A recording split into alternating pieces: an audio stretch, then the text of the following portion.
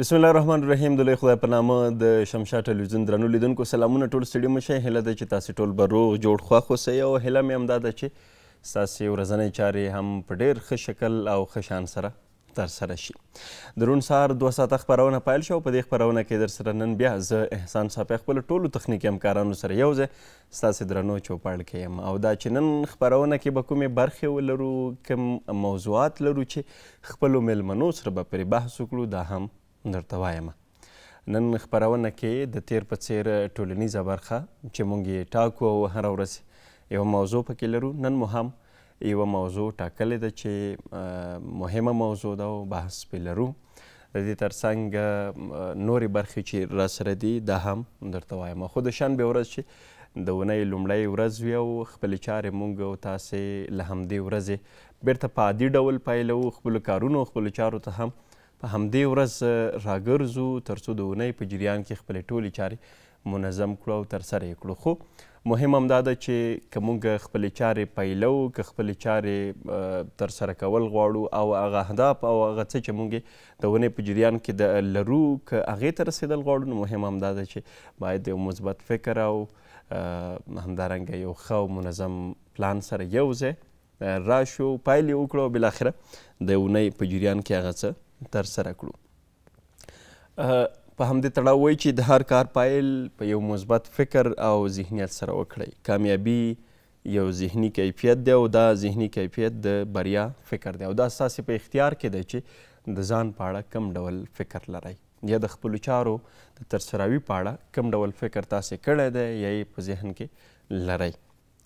تاسو د خپلې بریا په اړه کوم ډول فکر لرئ؟ بریا او ماتې زموږ د فکرونو د څرنګوالي پایلې دي او که موږ زموږ او ستاسې فکر پر منفي افکارو سر ونو، معمول خبره ده چې زموږ او ستاسې چارې او هغه څه چې موږ ترسره کوو هغه هم منفي لوري ته بیایي او ځي. خو که چیرې همدغه څه برعکس په یو مثبت ذهن سره، په یو ښه ذهن سره، ښه فکر سره موږ پلان کړو او د هغې په اړه موږ فکر وکړو، نو مهم همدا ده او زموږ او ستاسې د ژوند هغه مسایل چې موږ او تاسې په اړه فکر کوو هغې ته رسېدلی شو او هغه څه چې موږ د لرلو هیله لرو دغه څه هم ترلاسه کولی شو. درنو لیدونکو، دا چې د روڼ سهار خپرونه کې موږ هره ورځ بېلابېلې برخې لرو. نن هم لومړۍ برخه ستاسې ستونزو ته ځانګړې شوې ده. کولی شئ تاسې خپلې ستونزې که لرئ، که هغه ستاسې کور کلي کې دي، که هغه په سیمه کې دي، که هغه عموم کې ستونزه ده، دغه ټولو په اړه کولی شئ خپرونه کې راسره ګډون وکړئ، خپلې ستونزې له موږ سره شریکې کړئ. د ټلیفون هماغه شمېره 080 611 په همدې شمېره کولی شئ خپرونې ته راشئ، راسره ګډون وکړئ، خپلې ستونزې له موږ سره شریکې کړئ. موږ بار بار دا خبره کوو او هڅه هم دا کوو چې د یو شمېر ستونزو په اړه موږ غواړو مسؤلینو سره اړیکه ونیسو، مسؤلین تر سټوډیو راولو، د هغوی خبرې هم موږ واورو او هغه ستونزې چې تاسې لرئ هغوی سره یې شریکې کړو. بار بار دا هڅه موږ کړې ده. که خپرونه کې نه وي په هغې باندې موږ ځانګړي ریپورټونه هم لرو، ځانګړي برخه کې ورباندې کار کیږي. خو کله ناکله مسؤلین په یو شمېر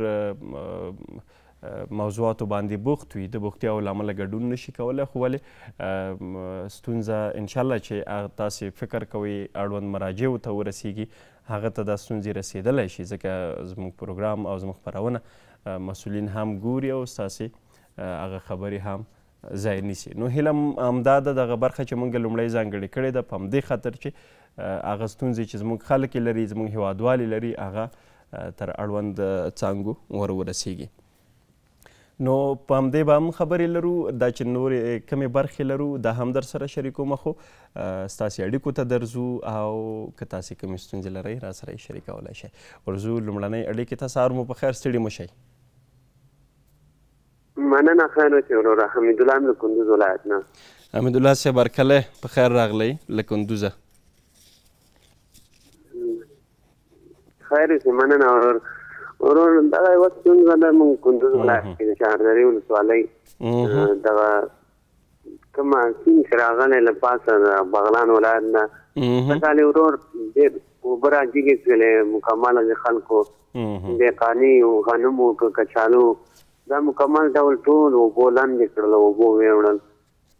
دولت نه دا غواړو ورور په دې د چا پوښتنه وکوله، نه څوک راغلل او که دغه یو هغه وشي ورور. بله. چاردرې ولسوالۍ کومه سیمه کې؟ چاردرې ولسوالۍ قره قصاب سیمه کې ورور. ښه. دا د وروستي اورښتونو بله دا وروستي اورښتونه بارانونه چې وو سیلابونه راغلل په همدې کې دغه څه شوي دي؟ او ورور په همدغه کې مکمله کچالو د خلکو څو جربه ځمکه خلکو ته ډېر تاوانونه ور ورسول.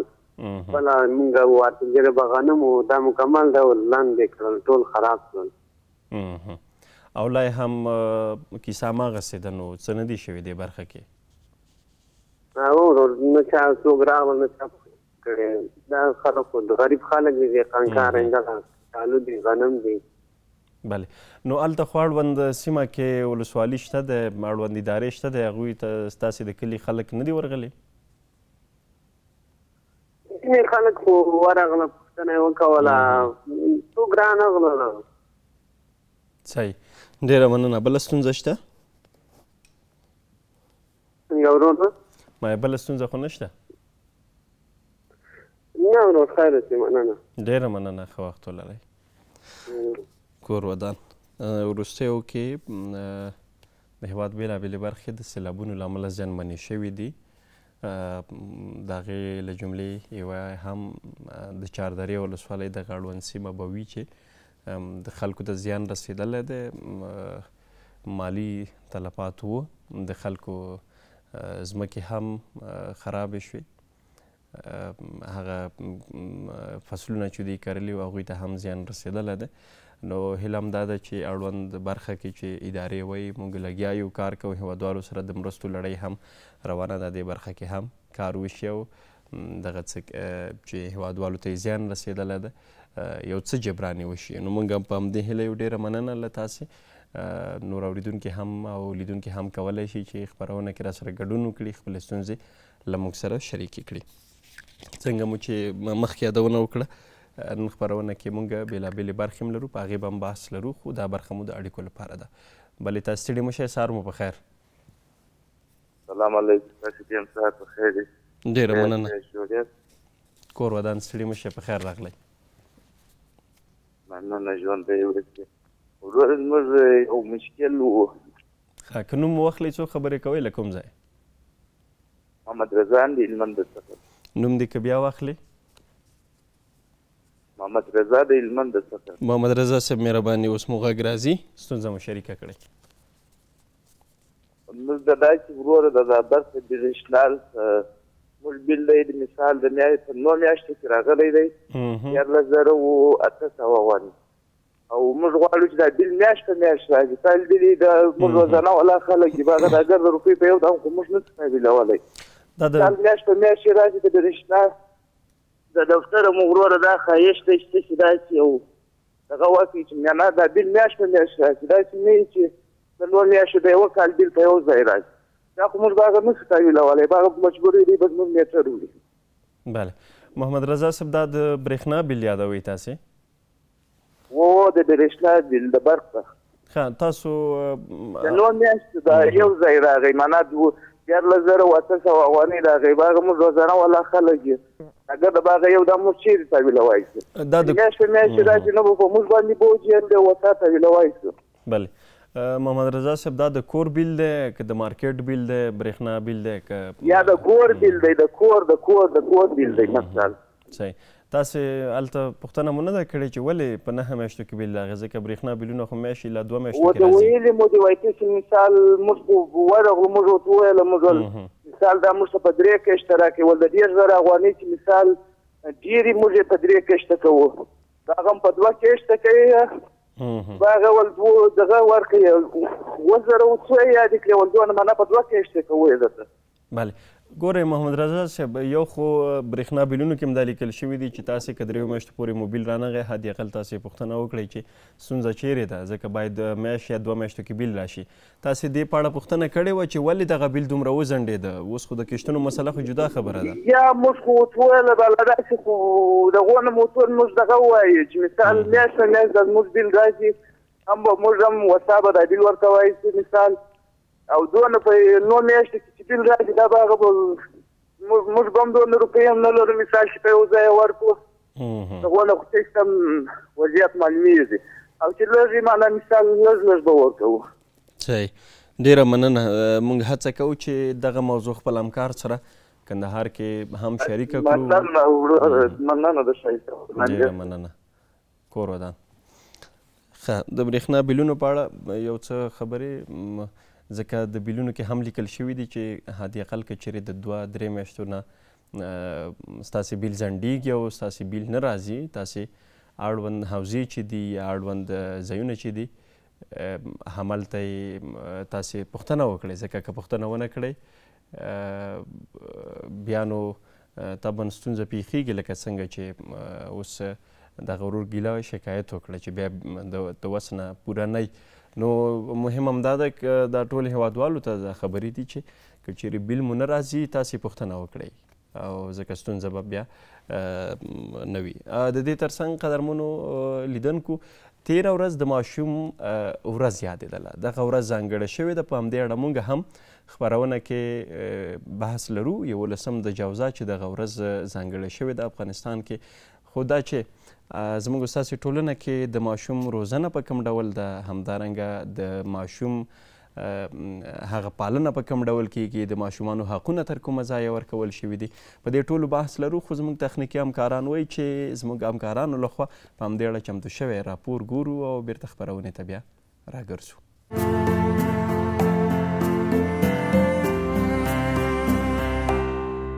سلامونه او نیکې هیلې قدرمنو لیدونکو هیله منده یم چې جوړه او روغ اوسئ او د صحت جامې برتون اوسئ زه برېښنا صدیقي یو ځل بیا ستاسو په درنه چوپړ کې حاضره یم هیله منده یم د راپور تر پایه پورې ما سره ملتیا وکړئ قدرمنو لیدونکو نن راغلی یم داسې یو ځای ته چې تاسو به هم ترې ښکلې او جالبې خاطرې لرئ او زه به هم ترې ښکلې او جالبې خاطرې لرم زما سره پات شئ قدرمنو لیدونکو دلته یو ښوونځي ته راغلی یم چې له زده کوونکو سره به خبرې اترې ولرم تر پاتې برخو پورې زما سره اوسئ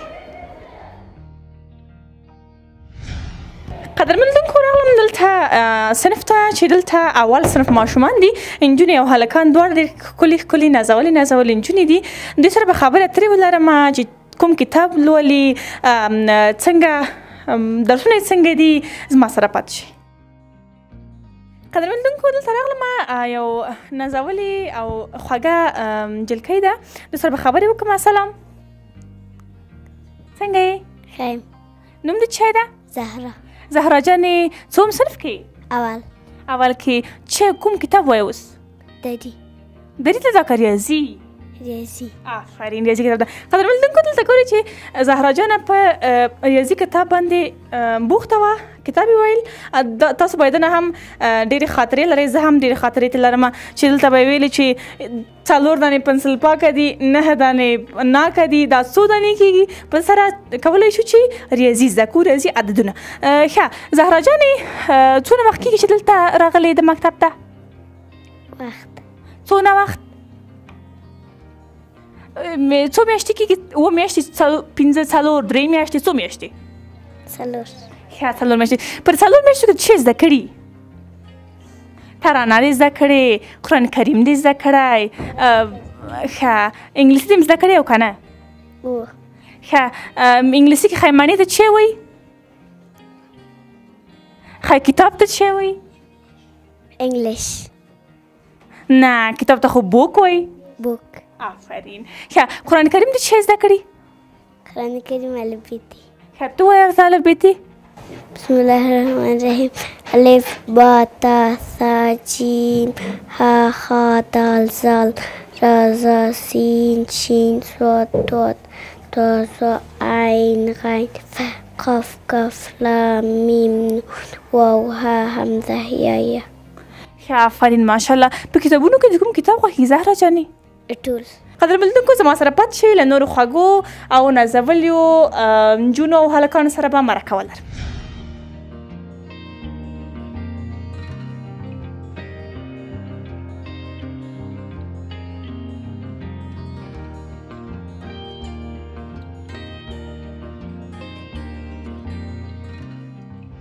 قدرمن لیدونکو دلته راغلم دویم صنف ده دویم صنف ماشومان دي هلکان او نجونې دواړه دي دوی سره به خبرې اترې ولرم اول به د دوی درس ته غوږ ونیسو چې دوی څه وایي او سره څه درس ورته لیکلی ده په تختې باندې. بسم الله الرحمن الرحیم.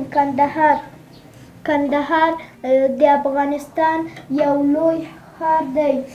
کندهار په خپلې پخوا زموږ د هېواد پایتخت و. کندهار ډېر تاریخي ځایونه لري. کندهار انار او انګور ډېر مشهوره دي. موږ د خپل هېواد په تاریخ آفرین یو چکچکې ورته وکړئ.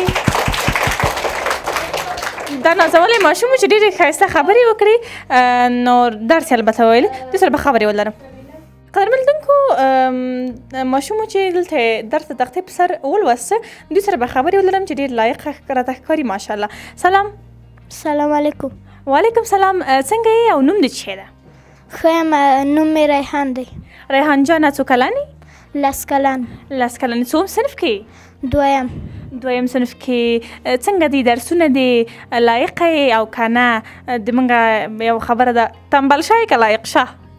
لایق شی. ښه صحیح ده. چیرې زده کړي دي کوم مضمون دې ډېر خوښیږي؟ پښتو دري. ښه اصلا خو پښتو وایي که نه؟ و. ښه په مضمونو کې نور پښتو خوښیږي؟ و. کور کې خو درسونه حتما وایي ماشاءالله نو؟ و. په کور کې څوک در سره کومک کوي درسو کې؟ پلار مې. ښه ماشاءالله.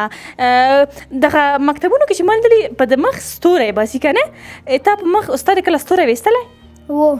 ښه اوس به زما له خوا نه استاد ستا په مخ یو ستوری وباسي څنګه؟ استاد جانې ته راشه د دوی په مخ یو ستوری وباسي دا شاګرد ډېر لایقه ده. څنګه دې خوښه ده؟ صحیح ده. خوشحاله شوي؟ و. آفرین همداسې همیشه درس ووایه همیشه همداسې موفقه او کامیابه اوسه. راځه استادې.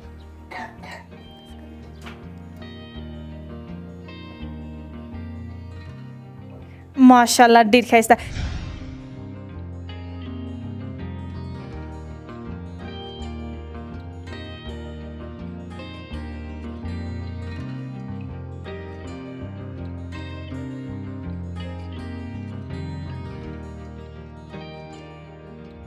درنو لیدونکو راغلم دلته خوږې نجلۍ ته چې دې سره به خبرې وکړو نوم به یې پوښتنه وکړم او دلته پښتو کتاب هم لولي او ځینې پوښتنې او ترانې به هم دې واورو. سلام.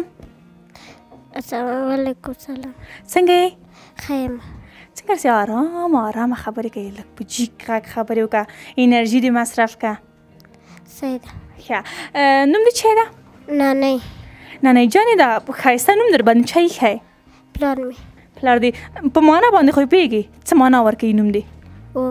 څه معنا ورکوي؟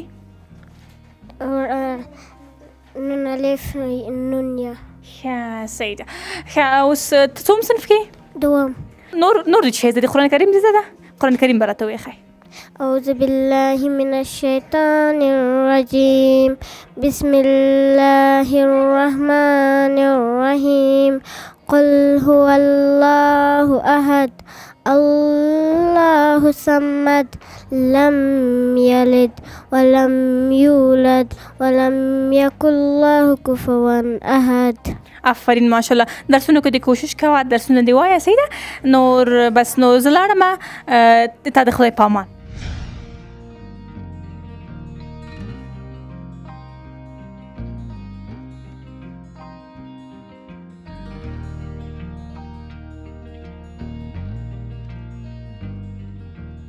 نامک مقبول چیست؟ یسرا. خب یسرا جان شعر داری ترانه داری من پیشتر دیگه یک دو شعر مقبول زیبا را ازت شنیدم گفتم باش که یسرا جان گپ بزنم شعرم برم بگویه و یک چند سوال هم ازش پرسان کنم. اول شعر تا میگی یا سوال پرسان کنم؟ شعر.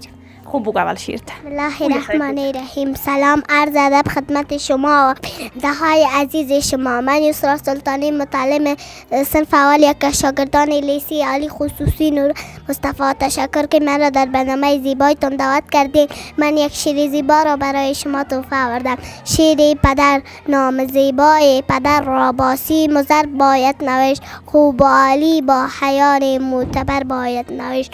برکت نان و نمک از همت بالای اوست، این چنین گویم که نامش تاج سر باید نوشت. واه واه ماشاءالله. چک چک کنین به یسرا جان.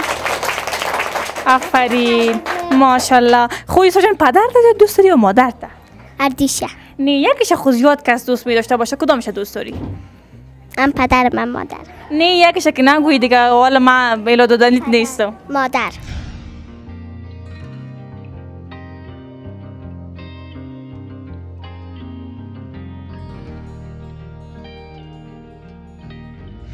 درنو لیدونکو دلته یو بل ماشوم ده چې دوی سره به هم خبرې وکړم. نوم به یم ترې پوښتنه وکړم دا چوکۍ داسې وړې وړې د قدرمنو زه پرې سمه کېناسته یم نشم، خو خیر ده. سلام. وعلیکم سلام. منصور جانه څنګه یې؟ ښه یم. دا د نوم مې د زده که هغه دې ویلیم صنفي ته وایي نوم یې منصور ده. منصور د نوم دی؟ څنګه یې؟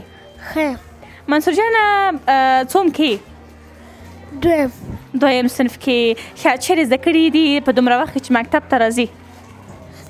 د قرآن کریم مې زده کړی، پښتو مې زده کړې، دري مې زده کړی. ښه اوس چیرې زده دي؟ قرآن کریم دې زده ده چې راته ویې وایي کومه سوره ترانه دې زده چیرې زده دي؟ قرآن کریم. ښه ته ماته قرآن کریم ووایه. بسم الله الرحمن الرحیم. قل اعوذ برب الناس ملك الناس اله الناس من شر الوسواس الخناس الذي يوسوس في صدور الناس من الجنة والناس. صدق الله العلي العظيم. آفرین ماشاءالله. بس نور خیر اوسې ډېره مننه. لاس دې راکړه چې خدای پاماني وکړم او ته صحیح ده نو سم مې لاس ونیسه نو داسې داسې مه کوه. آفرین.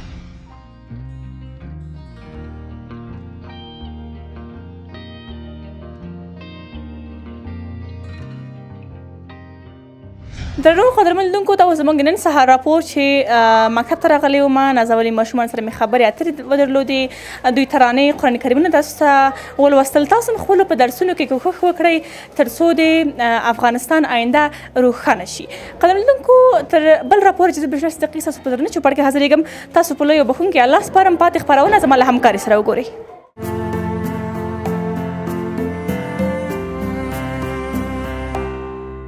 لیدونکو بیا هم ستړي مه شئ. ډېره ښایسته ویډیو او ښکلي ماشومان چې د ښوونځي د درسونو په بهیر کې اخته وو او دغه وخت کیدای شي موږ تاسې ټولې خپلو هغه پخواني حالاتو او وختونو ته او خپلو خاطرو ته هم وړي یو. ولې د ماشوم روزنې په اړه چې موږ خبرې کوو یا د ماشوم د حقونو د ورکړې په اړه که موږ خبرې کوو نو یو حق هم د تعلیم حق دی چې په دغه ویډیو کې کوچني ګلالي ماشومان چې څه ترسره کړل څه یې وکړل کمې وړتیاوې دوی درلودې هغه مو ولیدل. نو مهم هم دا ده چې موږ تاسې د خپلو ماشومانو د هغه حقونو چې د دوی مسلم حقونه دي او هغه حق چې د دوی راتلونکی جوړوي د دوی راتلونکی روښانه کوي ټولنې لپاره په درد خوړل کیږي د ټولنې دردونو ته دوا کیږي دا حقونه یې لومړی حق دی او دا باید موږ تاسې ورکړو. که موږ تاسې په خپلو ماشومانو باندې همدغه ډول خواري وکړو زحمت پرې وباسو او هغه حقونه چې د دوی خپل حقونه دي مسلم حقونه دي دا ورکړل شي نو په دې باوري اوسئ چې سبا لپاره به خوښي زموږ او ستاسې د دوی خوښي خو به وي د دوی راتلونکي خو به روښانه وي موږ تاسې لپاره ښه خبره ده زموږ ستاسې ټولنې لپاره ښه زیری دی زموږ ستاسې د خلکو هیوادوالو ته د خدمت جوګه کېدو لپاره ډیره مهمه خبره ده. نو دا چې 13 ورځ 11 د جوزا د ماشوم ورځ ځانګړې شوې ده او د ماشوم ورځ یادیږي په افغانستان کې دغه ورځ نمانځنه کیږي خو متاسفانه باید ووایو چې لا هم زموږ ډیری کوچني ماشومان په شاقه کارونو باندې بوخت دي زموږ ډیری ماشومان د ښوونځي له نعمت څخه بې برخې دي چې د کورنیو اقتصادي حالاتو ته په کتو سره یا اقتصادي وضع ته په کتو سره دوی لا هم د زده کړو حق نه لري د زده کړو حق څخه بې برخې دي او د دې پر ځای چې دوی باندې موږ زده کړې وکړو دوی شاقه کارونو ته ځانګړي شوي دي او شاقه کارونه ورباندې کیږي. تاسې بازارونو کې ډیر ګورئ تاسې په د لارو په مسیرونو کې ډیر ګورئ چې د هغه وخت چې دوی د ښوونځي وخت وي، هغه وخت چې دوی باید زده کړو ته ولاړ شي، هغه وخت کې د دوی بورېګانې په شا وي، د دوی په لاسو کې پلاستیکونه وي، د دوی په لاسو کې نور داسې څه وي چې اصلا که موږ ځان باید د نورو هیوادونو سره پرتله کړو، د نورو هیوادونو ماشومانو سره ځان مقایسه کړو، نو یو څه دردونکي وي چې باید دغه وخت چې د زده کړو وخت دی، دغه وخت چې د زده کړو د بهیر لپاره مناسب دی، دغه وخت چې په دغه وخت کې ذهن فعاله وي، په دغه وخت کې هغه څه ډېر زر یادېږي، ذهن ته راځي، نو دا ټول باید له همدې وخته پیل شي. او دا زموږ ستاسې مسؤلیت دی، د کورنیو مسؤلیت دی، د والدینو مسؤلیت دی، او دغه مسؤلیت په اداینه کې او دغه مسؤلیت په ترسروي کې باید موږ تاسې ټول پوره ونډه واخلو. د دې هڅه وکړو په ځان به یو څه سختي تېره کړو، په ځان به یو څه خواري تېره کړو، خو چې ماشومان د راتلونکي لپاره موږ په ښه روزنه سره سمبال ټولنې ته وړاندې کړو. او که چېرې په دې فکر یو چې موږ هم دې برخه کې موږ باندې چا کله خواري کړې ده یا موږ ته چا دا زمینه برابره کړې وه، نو دا سوچ به یو نامناسب سوچ وي، او باید دې برخه کې موږ ډېر مثبت فکر ولرو او د ماشومانو د راتلونکي لپاره موږ خواري وکړو. ډېره مننه لیدونکو، دا چې مخکې یادونه کړې وه، نن خپرونه کې د ماشوم په روزنه باندې هم بحث لرو. په دې برخه کې به راسره مولوي حفیظ الله مدقق صاحب خبرې ولري، دا چې د ماشوم روزنه څه ډول پکار ده، د ماشومانو حقونه موږ څومره ورکړي دي او څومره چې د دوی مسلم حقونه دي، آیا هغې لپاره کار شوی دی که نه. په نورو بېلابېلو اړخونو باندې هم خبرې لرو. د دې ترڅنګ نن به خپرونه کې ګلالي ماشومان هم له ځان سره ولرو چې دا د هغوی وړتیا به څه وي، د هغوی هغه کمال به څه وي، څه به موږ ته راوړي، دا به هم ترې واورو او تاسې به هم شاهدان اوسیږئ. نو انشاءالله موږ هم په تمه یو چې دغه ماشومان هم راورسیږي په خیر سره او د دوی خبرې واورو، د دوی هغه کمالونه او هنرونه چې دوی زده کړي دي یا څه یې کسب کړي دي، د باندې به هم خبرې ولرو. همدارنګه د روغتیا برخه لرو چې نن خپرونه کې به د اسهالاتو په برخه کې د دې په ډولونو باندې ده چې دغه ناروغۍ یو څه زیاتې شوي دي په دې، او همدارنګه یو څه موسمي ناروغۍ زیاتې شوي دي، دا چې د موسمي ناروغیو هغه علتونه څه دي، د هوا ګرمېدل، یخېدل، د سره کمې ناروغۍ چې رامنځته کېږي. خو موږ یو بله خبره هم کوو، وقایه له معالجې څخه بهتره ده. خو موږ دغه برخې ته کمه توجه کړې ده، نو په همدې برخه کې به راسره ښاغلی ډاکټر صاحب عبدالحق قاضي زاده صاحب خپرونه کوي او بحث به پرې ولرو. د ننګرهار ښاروالۍ د فعالیتونو په تړاو هم خپرونه کې خبرې لرو، بحث لرو چې د ننګرهار ښاروالۍ ویان به موږ سره خپرونه کې وي، په یو شمېر مهمو موضوعاتو به ورسره بحث ولرو. هغه پروژې چې په ننګرهار کې ترسره کیږي، تطبیقیږي، کمې تطبیق شوي دي، کمې پلان شوي دي، کمې راتلونکي کې ترسره کیږي، دغه پروژو ګټه څومره خلکو ته په اوس وخت کې رسېدلې ده، اقتصادي برخه کې، بیارغونه برخه کې، همدارنګه د تنظیفاتو برخه ده، د سرسبزۍ برخه ده، د ښاري نظم برخه ده. دا چې وروستیو کې ننګرهار کې په دې برخه کې څه شوي دي، په دې هم خپرونه کې به بحث ولرو، خپرونه کې به په دې هم خبرې ولرو. وروستی برخه کې به زموږ همکار هم راځي او د خبر له دنیا به مو هم خبروي، دا چې د خبرو په دنیا کې څه دي، وروستي تحولات، وروستي هغه موضوعات چې په خبر دنیا کې د بحث وړ دي یا خبرې پرې کیږي، نو له دې به مو خپل همکار هم خپرونه کې خبر کړي. نو په دې ټولو باندې بحث لرو، او که چیرې وخت وي زموږ تخنیکي همکاران که موږ تر اړیکې راکولی شي چې په همدې موضوع تر څو چې زموږ میلمه سره پرې بحث ولرو، د ماشوم روزنې په اړه ورسره بحث وکړو چې ماشوم روزنه باید څه ډول ترسره شي. دا مهمه موضوع ده د نن لپاره چې موږ ځانګړې کړې ده، په همدې باندې هم بحث لرو او ماشومانو ته څنګه مورال ورکړو، څنګه مثبت فکر ورکړو. ځکه یو مشکل ستونزه چې ده هغه دا ده چې موږ تاسې ډېر کله کورنیو کې ماشوم ته هغه ډول وخت نه ورکوو، ماشوم ته هغه ډول جرات چې دی باید ترلاسه کړي موږ نه ورکوو. لومړي وخت نه د ماشوم هغه جرات وځپل شي، د دوی هغه تشویقي بڼه کمرنګه وي او هغه څه نه ترسره کیږي. نو کوم څه چې د ماشوم په روح روان باندې ډېر تاثیر لري، د ماشوم د جرأت لوړونې لپاره ډېر مثبت نتیجه ورکولی شي. نو مهم هم دا ده چې موږ دې برخه کې له هغه پیل څخه ماشوم ته د دې وخت ورکړو.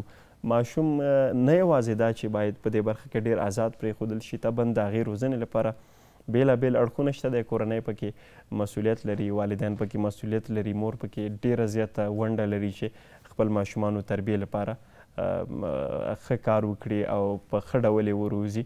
همدارنګه پلار په دې برخه کې ډېر زیات مسؤلیت لري. که موږ ماشومان ښوونځي دورې ته رسیږي، ښوونځي ته یې لیږو، نو حد اقل چې بیرته راځي د هغوی درس چې کوم په مکتب کې ویلی، ښوونځي کې ویلی د هغې یوه پوښتنه وکړو، که نه یې زده وي یا یې له یاده وتلی وي، هم یې موږ باید تشویق کړو. که یو لفظ یې زده کړی وي، موږ که آفرینی ورکړو، شاباسي هم ورکړ، نو انشاءالله چې دغه ستونزه حلیږي او دې برخه کې بیا هغه څه چې د ماشوم په ذهن باندې بوج نه راولي یا د ماشوم لپاره تشویقي جنبه اختیاروي، خپلوي، نو په دې باندې هم ډېر زیات ښه کار کیدلی شي او باید موږ دا چاره ترسره کړو. که چیرې والدین مصروفه وي نو کورنۍ کې ښایي نور غړي داسې وي، که رونه وي، که خویندې وي، چې دې برخه کې ورسره کار وکړي. نوي ماشومان چې ان تر دې چې د الف بیتا په وخت کې دي یا الف با تا زده کوي، یو دوه درې حساب زده کوي، نو دغه برخه کې همدارنګه ماشوم ته د کلمو ښودنه، د لمونځ یادول زده کړه، همدارنګه د ځینو صورتونو زده کړه، دا هغه څه دي چې ډېر زیات مهم دي. له ښه بخته په وروستیو کې خصوصي سکتور دې برخه کې ډېر کار کړی دی. لا دغه کار بسنه نه کوي، ولې حالت ته په کتو سره دا ډېره ښه برخه ده. څنګه چې موږ وړاندې په ویډیو کې هم ولیدل د ماشومانو د روزنې لپاره، د ماشومانو ته د یو څه رسونې په خاطر هغه کار چې کیږي، هغوی ته یو ذهنیت سازي کیږي، یو ذهنیت ورکول کیږي. دا تر ټولو ډېر زیات مهم دی او په دې باندې باید موږ تاسې لا توجه وکړو، لا پاملرنه وکړو. که چیرې پاملرنه ونه کړو نو طبعا دې برخه کې ستونزې راولاړېږي او کله چې موږ یو ښه په زده کړو سمبال ماشوم ټولنې ته وړاندې نه کړ یا ټولنې ته مو ور نه کړ، نو که سبا له ستونزې راپېښېږي یا ټولنې ته موږ یو ښه شخص نه ورکوو، داسې یو شخص موږ وړاندې کوو چې هغه اصلا د ژوند نه هدف نشي اخیستی، اصلا د ژوند په معنا باندې بېخبره اوسیږي، یا په دې نه یې پوهي چې زما ټولنې لپاره خیر څه دی، په دې نه یې خبر چې زه ټولنې ته باید څه وکړم، خلکو لپاره زما کوم خیر باید ورسیږي، کومه برخه کې مانه باید ټولنه استفاده وکړي یا رانه ګټه واخلي. هر انسان د فطري وړتیاو درلودونکی دی او هر انسان د یوې نه یوې داسې وړتیا درلودونکی دی چې د هغې په جوهر سره او په کمال سره کیدلی شي ټولنې ته ډېر خیر ورسیږي. نو دا ټول هغه موضوعات دي، هغه خبرې دي چې زموږ او ستاسې د راتلونکي لپاره خبرې کوي. موږ او تاسې په اوسني وخت یا په کرنټ حالت باندې که بحث کوو نو سوچ او فکر یې باید د راتلونکي لپاره وي، د راتلونکي اوږدو پلانونو لپاره وي، نه دا چې په اوسني حالت کې موږ ټول تکیه وکړو یا اوسني حالت باندې موږ واوسیږو وایو چې زه نو اوس په درد نه خوړل کیږي، په ساده یا سپینو خبرو کې که وایو یا ضرورت د دې نشته دی. نه، موږ او تاسې به خپل کار کړی وي، موږ او تاسې به خپل وجدان ته ملامت نه یو، موږ او تاسې به خپل مسؤلیت ترسره کړی وي. دا چې باقي څه کیږي څه نه کیږي د وخت او حالاتو سره یو ځای خلک ځان عیاروي او مخکې ځي، ولې د راتلونکي لپاره به موږ او تاسې ګټه کړې وي. که چیرې موږ او تاسې فکر وکړو موږ چې ښوونځی لومړي دورې نه شروع کوو یا لومړۍ ورځې نه شروع کوو، نو فکر مو دا وي، سوچ مو هم دا وي چې باید لومړي نه تر شپږم او شپږم نه تر 12 او بیا د پوهنتون دورې ته ورسېږو، او حد اقل یو هغه دا وي، ذهنیت دا وي چې یو څه باید موږ تاسې څخه جوړ شي، یو څه زده کړو، حد اقل هغه لیک او لوست دا مو ارمان وي چې دا باید وکړی شو. له هغې وروسته بیا په دې سوچ کې یو چې باید څنګه کار هم ترسره کړو، څنګه دنده وکړو، څنګه مو نورو ته خیر ورسیږي، او څنګه د خپلې کورنۍ ملاتړ لپاره دې برخه کې باید موږ او تاسې کار ترسره کړو. نو دا ټول موارد هغه څه دي چې ډېر بحث پرې کېدلی شي او خپرونه کې به هم خپل میلمه سره په همدې موضوعاتو باندې بحث او خبرې ولرو. د دې ترڅنګ یو بله موضوع هر څوک په ژوند کې خوښي او آرامي غواړي مګر ډېر خلک غمجن او ستړي ښکاري. آیا موږ فکر کړی دی چې د دوی د ناخوښۍ دلیل څه دی یا هغه ستونزې چې دوی ته مخامخ دي هغه څه دي چې ولې دوی په ژوند کې خوښ نه دي، په ژوند کې غمګین دي یا خفه دي؟ خو باید موږ او تاسې که په مخ کې پرتې ستونزې او خنډونه مو وي د هغې د هواري لپاره موږ او تاسې باید کار وکړو، هغه خنډونه باید له مخې پورته کړو. د دې ټولو سره سره وخت تر ټولو لوی ښوونکی دی. وخت تر ټولو ډېر زیات مهم دی چې موږ او تاسې باید په دې برخه کې وخت ته پابند اوسیږو، د وخت په قدر وکړو، د وخت په ارزښت باندې پوه شو، په اهمیت یې پوه شو او دا باید فکر وکړو که چیرې دغه نن یو ساعت موږ او تاسې نه ولاړو آیا د دې جبران بیرته کیدلی شي؟ هغه څه چې باید موږ په دې یو ساعت کې کړی وی آیا بیا جبران کیدلی شي؟ ځکه سوچ باید دا وي چې یو ساعت کې مو خپل کار کړی وي، راتلونکي یو ساعت کې هم بل داسې څه وکړو، بل داسې کار وکړو. ژوند کې ښکته پورته راتلل دا شته دی، دې اصل څخه څوک نه منکریږي، خو دا څه موږ ته رازده کوي یا دا څه موږ ته راښیي چې که له نن 2 پیړۍ وروسته موږ سوچ وکړو، که له نن 2 پیړۍ وړاندې موږ خبرې وکړو چې هغې خلکو کم امکانات درلودل، هغوی څه درلودل، هغوی خلکو په دې برخه کې کومې اسانتیاوې درلودې، نو په دې ټولو باندې موږ او تاسې باید سوچ وکړو او د خپلې راتلونکي لپاره، د خپلې ښې راتلونکي لپاره په دې برخه کې باید موږ او تاسې فکر وکړو او هماغسې به بیا خوشحاله هم یو. ډېره مننه قدرمنو لیدونکو، څنګه مو چې خپرونې پیل کې یادونه کړې وه، نن خپرونه کې یوه موضوع چې موږ ځانګړې کړې هغه د ماشوم روزنه ده چې وړاندې مو پرې ډېرې خبرې وکړې، تاسې ویډیوي راپور هم ولیده چې هلته ښوونځي کې ماشومانو او د زده کړو بهیر روانو. نو نن خپرونه کې چون موږ مخکې یادونه وکړه موږ سره به ښاغلی مولوي صاحب حفظ الله مدقق صاحب په همدې موضوع باندې بحث وکړي، خبرې به وکړي د ماشوم روزنې هغه مهم ټکي څه دي. که چیرې ماشوم موږ په ښه ډول سنبال کړو نو په دې ټولو به موږ بحث ولرو، خبرې به ولرو چې ماشوم روزنه څه ډول باید ترسره شي، ټولنې ته څوک باید وړاندې شي، په دې ټولو بحث لرو. خو لیدونکو ورځو یوه لنډه دمه اخلو، له دمې وروسته بیرته راګرځو، تاسې راسره اوسئ.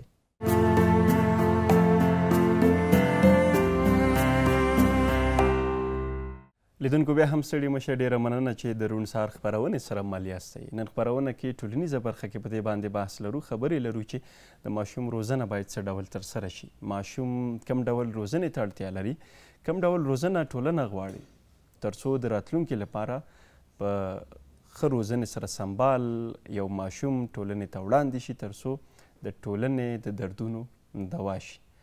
په دې ټولو باندې بحث لرو. د 11 د جوزا د ماشوم لپاره ځانګړې شوې ورځ ده چې دا ورځ د ماشوم لپاره په دې نوم یادیږي. خو موږ او تاسې هغه حقوق او حقونه چې د ماشوم لپاره ورکړل شوي دي یا د دوی مسلم حق دی، آیا موږ ورکړي دي؟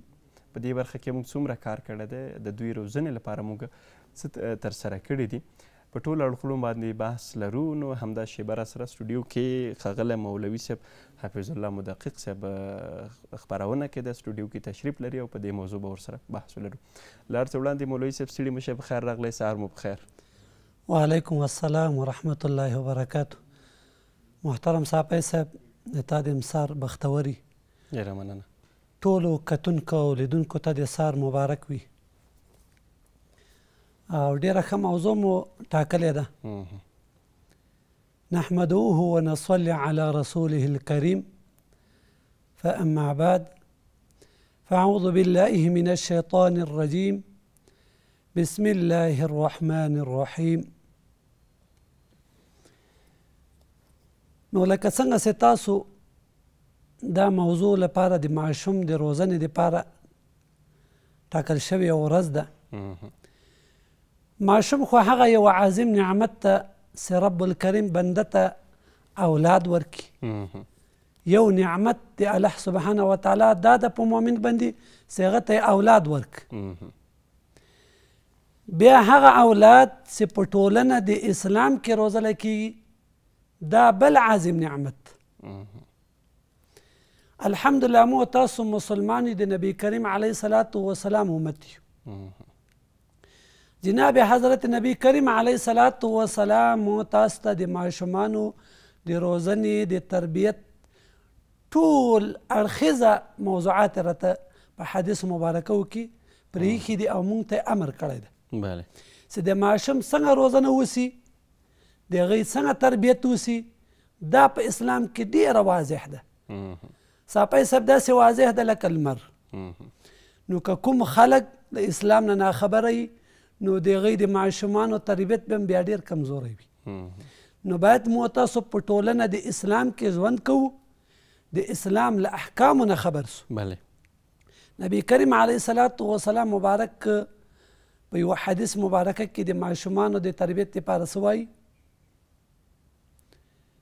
مروا اولادکم بالصلاة تاسو خپل اولادو ته امر وکئ په لمانځه باندې یعنی په کوم وخت کې ورته وکئ پیغمبر صلی الله علیه وسلم مبارک وایي چې دا په هغه چې 7 کلو ته د دوی عمر رسیږي دوی ابنا یعنی بچیانی ماشوم وي عمر 7 کلو ته ورسیږي دوی ته د لمانځه امر وکئ او له 10 کلو ته چې د دوی عمر رسیږي واضربوهن علیها تاسو بیا دوی په لمانځه باندې ترټنه ورکئ هغه به د ادب سره کم لښتئ ګوره بعضې خلک ماشوم کلک وهي په لمانځه یې نه وهي سجدته په لمانځه یې وهي دنیا په کار یې وهي نه وهنه نسته داسې خو هغه د اسلام او د شریعت په چوکاټ کې به یو خپل اولاد ته تربیت ورکوي هغه به د لمانځه تعدید ورته کوي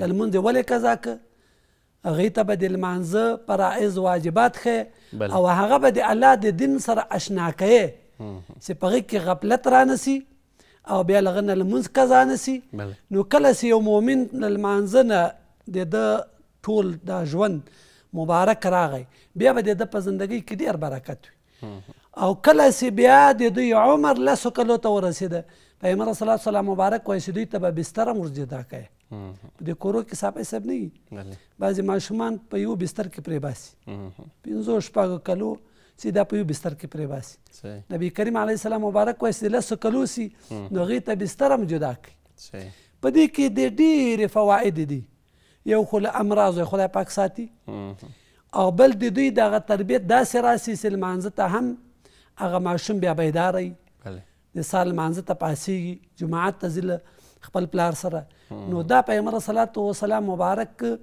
د ماشومانو تربیت له لمانځه نه داسې طریقه شروع کړې ده چې تر 10-15 کلو پر یو ماشوم رسیږي نو دی د اسلام په احکامو په تربیت په ادب باندې رسېدلی بله مولوي صاحب مونږ د روزنې برخه کې تاسې کومې خبرې وکړلې دا د هر ماشوم لپاره ډېرې مهمې دي د دې ترڅنګ مونږ همیش د مور و پلار د حقونو خبره کوو خو ولې بل اړخ ته که وګورو هغه د ماشوم د حقونو برخه ده روزنه هم یو حق ده له پیدایښت تر هغه وخته چې زموږ تاسې مسؤلیت دی ماشوم کم حقونه لري په مور و پلار باندې او د روزنې لپاره کوم څه ډېر زیات مهم دي نبی کریم علیه السلام مبارک وایي چې ماشوم په مور و پلار باندې تر بلوغ رسېدا پورې ډېر حقونه لري بله ما ځکه وویل چې تر هغه وخت چې موږ مسؤلیت لرو بلکل یو حق دا ده چې هغه باندې به ډېر ښایسته نوم کېږي نبی کریم علیه السلام مبارک وایي ستاسو په خپلو اولادو باندې ښایسته نومونه کېږي هغه اسما پې کېدی چې په هغې کې د الله سبحانه وتعالی نوم مبارک عبدالله عبدالرحمن عبدالرازق سید عبدالبصیر عبدالجبار عبدالخالق دا اسمائی یا که نه وي د انبیا کرامو نومونه لکه محمد ابراهیم سلیمان داود داسې نومونه چې په هغې باندې کېښودلی سي نو بیا به دغه نوم له برکت نه به الله دا زندګي ډېره مبارکه کړي نبی کریم علیه السلام مبارک وایي وسمو باسمي تاسو په خپل اولادو باندې ما نوم کېږدئ چې هغه یو ابوالقاسم چې دا نوم به نه کېږدي چې دا د پیغمبر صلات وسلام هغه ده نور اسما د پیغمبر صلات وسلام محمد احمد محمود صحیح ده دا ټول اسما پیغمبر سلام مبارک وایي چې د ما نوم پې کېږدئ په خپل اولاد باندې مولوي صاحب په ډېرو دا موضوع راغلله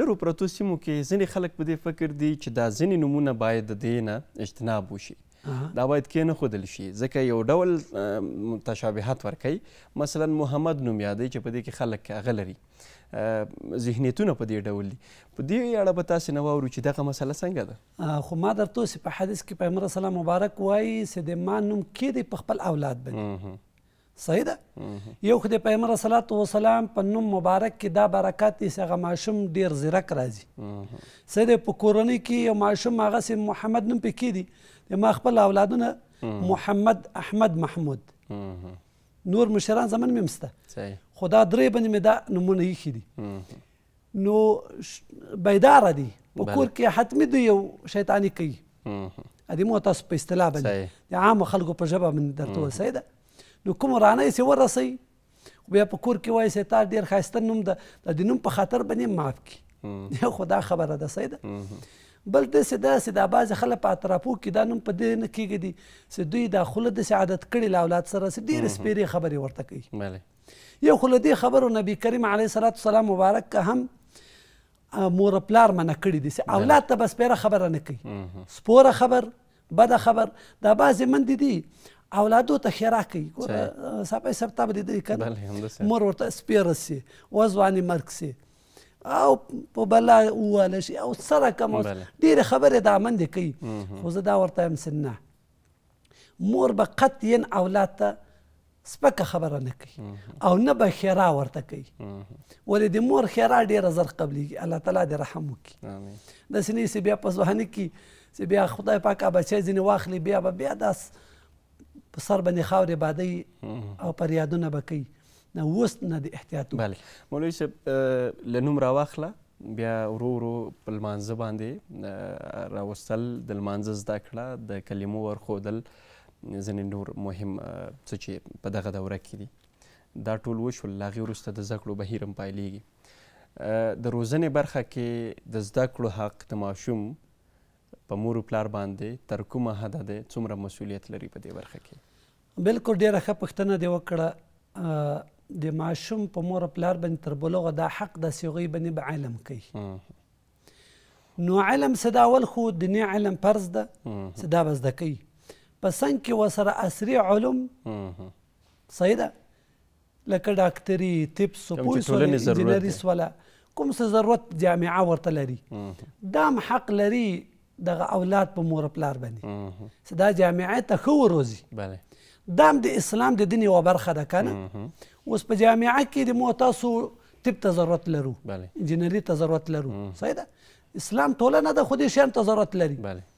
اسلام خو داسې نه ده چې هغه یو جامع دین د مو تاسو دپاره هغه مو تاسو دا منع نه کوي چې ته طب مه زده کوه انجینري مه زده کوه دا ټول شیان زده کوه خو د دین خدمت پرې وکړه نو دا هم حق لري اولاد په مور پلار باندې چې په هغوی باندې دا تعلیم وکړي بله تاسو یادونه وکړه چې مثلا طب یا نورې برخې یا نوې ټکنالوژۍ سره بلدتیا ځکه هم د دې ټکنالوژۍ په برکت موږ تاسې اوس خلکو ته پیغام رسولی شو خلکو ته همدغه خبرې زموږ رسیږي اقتصادي بحران د کورنیو اقتصادي وضع چې په دې برخه کې ډېر تاثیرات لري د دې څه له وجې که چیرې زموږ ستاسې ماشومان له زده کړو بې برخې کیږي والدین څومره مکلف دي دې برخه کې مسؤلیت لري نو یو خو د اقتصاد د افغانستان رښتیا ضعیفه ده که نه نو مور پلار څه تر ناسه دوی مکلف دي شاکه کارونه سخت کارونه باید چې په ماشوم باندې ونه کړي په هغوی باندې تعلیم وکړي او د روزنې دپاره څه ناسه دوی دپاره وخت مساعد کړي چې په هغوی باندې د ورځې په برخه کې هم چې یو ساعت تعلیم پرې وکړي نو ډېره ښه به او بیا الحمدلله موږ تاسو اسلامي نظام لرو الحمدلله په اسلامي نظام کې د ماشومانو حق هم ساتلی ده اوس اسلامي امارت ډېره پاملرنه دې ته کوي چې د ماشومانو تعلیم مدرسه مکتب د هغوی دپاره مساعد کړي او ورته وخت ورکړي او ورسره هر قسم نوع خدمت یې وکړي انشاءالله کېږي به انشاءالله تعالی دا مشکلات په ټول حل کېږي ورو انشاءالله العزیز. بله مولوي صاحب یو بله موضوع همدا د ماشوم روزنې برخه کې موږ تاسې د دې ډېر کله شاهدان اوسېږو چې ماشوم ته هغه ډول کورنۍ کې وخت نه ورکول کېږي کوم چې د ماشوم لپاره ضرورت دی. ماشوم تل د روب دبدبې لاندې ساتل یا د دوی د خبرو کې موږ مداخله کوو چې ته به خبرې نه کوې ته چوپ شه ته غلی کښېنه دغه څه څومره منفي اغېزې لري د ماشوم په راتلونکي باندې؟ صافی صاحب ډېره ښه پوښتنه. نبي کریم علیه صلات وسلام مبارک په دې کې یو حدیث رانقل کوي چې پیغمبر صلات وسلام مبارک فرمای لیس منا ولم يرحم صغیرنا ولم یوقر کبیرنا. دغسې حدیث مبارکه راځي لیس منا پیغمبر سلام وایي چې د مو له امت نه ده د ما له ډلې نه ده د ما په امت کې به نه وي د ما دپاره د شفاعت د هغه دپاره نسته چې هغه د مو په صغیر باندې رحم نه کوي ولم یوقر کبیرنا او د مو د مشرانو سې عزت نه کوي. ګوره په دغه حدیث کې ډېر لوی درس پروت دی. وړوکی ماشوم د دا رحم ته محتاج ده باید مشران په ده باندې رحم وکړي که نه شفقت وکړي. نو په مجلس کې دغه هغه کول بېعزتي کول دغه بېحرمتي کول یا هغه ته اوسه چوپ کښېنه ته په خبره نه پوهېږې نو دا د ماشوم په ذهن باندې بد اغېزه کوي. نو که چیرې یوه خبره له ده نه ناوړه وشوله هغه دې په ښه آدابو باندې ورته وښیي چې بچیه دا خبره داسې مه کوه یعنې دا به په دې طرز باندې وکړي نو هغه طریقه به یې ورته وښیي نو رحم به پرې وکړي. بیا به داسې کله جامعې ته مشر څه دا به بیا د مشرانو ډېر ښه عزت او اکرام کوي. نو الله سبحانه وتعالی دې مو تاسو هغه خلک وګرځوي. امین. سره د دې چې تاسې مخکې آیات کریمه وفرمایه حدیث تاسې وفرمایه چې دا له موږ نه ده څوک چې په ماشومانو باندې رحم نه کوي شفقت نه لري. بیا سره د هغې موږ دا کار ورکوو سره د هغې موږ ماشوم ته وخت نه ورکوو سره د هغې موږ د ماشوم د جرات د وژنې لپاره موږ لګیو ولې موږ دا کار بیا هم کوو زموږ لپاره مثبت ذهنیت نه ده شوی عامه پوهاوی نه ده شوی که بله مسله ده؟ صاحبی صاحب محترم که په عامه سطح موږ تاسو وګورو په عامه سطح د علم کچه له خلکو سره ډېره کمه ده. زه درته یم چې خلک د دنیا د کسب دپاره یا د دنیا د حاصلولو دپاره ډېر زحمت کوي که نه بحرو ته یې ځانونه پسې واچوله پردي ملکو ته لاړه څومره حالت یې ځان یې خراب که که نه خو مګر د علم دپاره یو ساعت وخت ورنک. زه یم چې هغه پلار یې په جمعه کې که یو ورې چیرې جومات ته راغی د حدیثو درس ته کېنست یا تفسیر د قرآن کریم ته کېنست خو نور به ذاتي دی ورک نو دغه اولاد هم دغسې بیا چې ماشوم یو دی دنیا ته واچي پسې غټېږي یا چې زلمی سي دغه اولاد به بیا پسې څنګه نو دلته د علم کچه په متاسو کې د خلکو کمه ده چې دوی باید چې له علمه له دین نه ځان خبر کړي نو انشاءالله دا مشکلات به بیا حل سي. اوس دا څومره ظلمونه له ماشومانو سره کېږي دا ټوله بې علمي ده دا له علمه ناخبرتیا ده.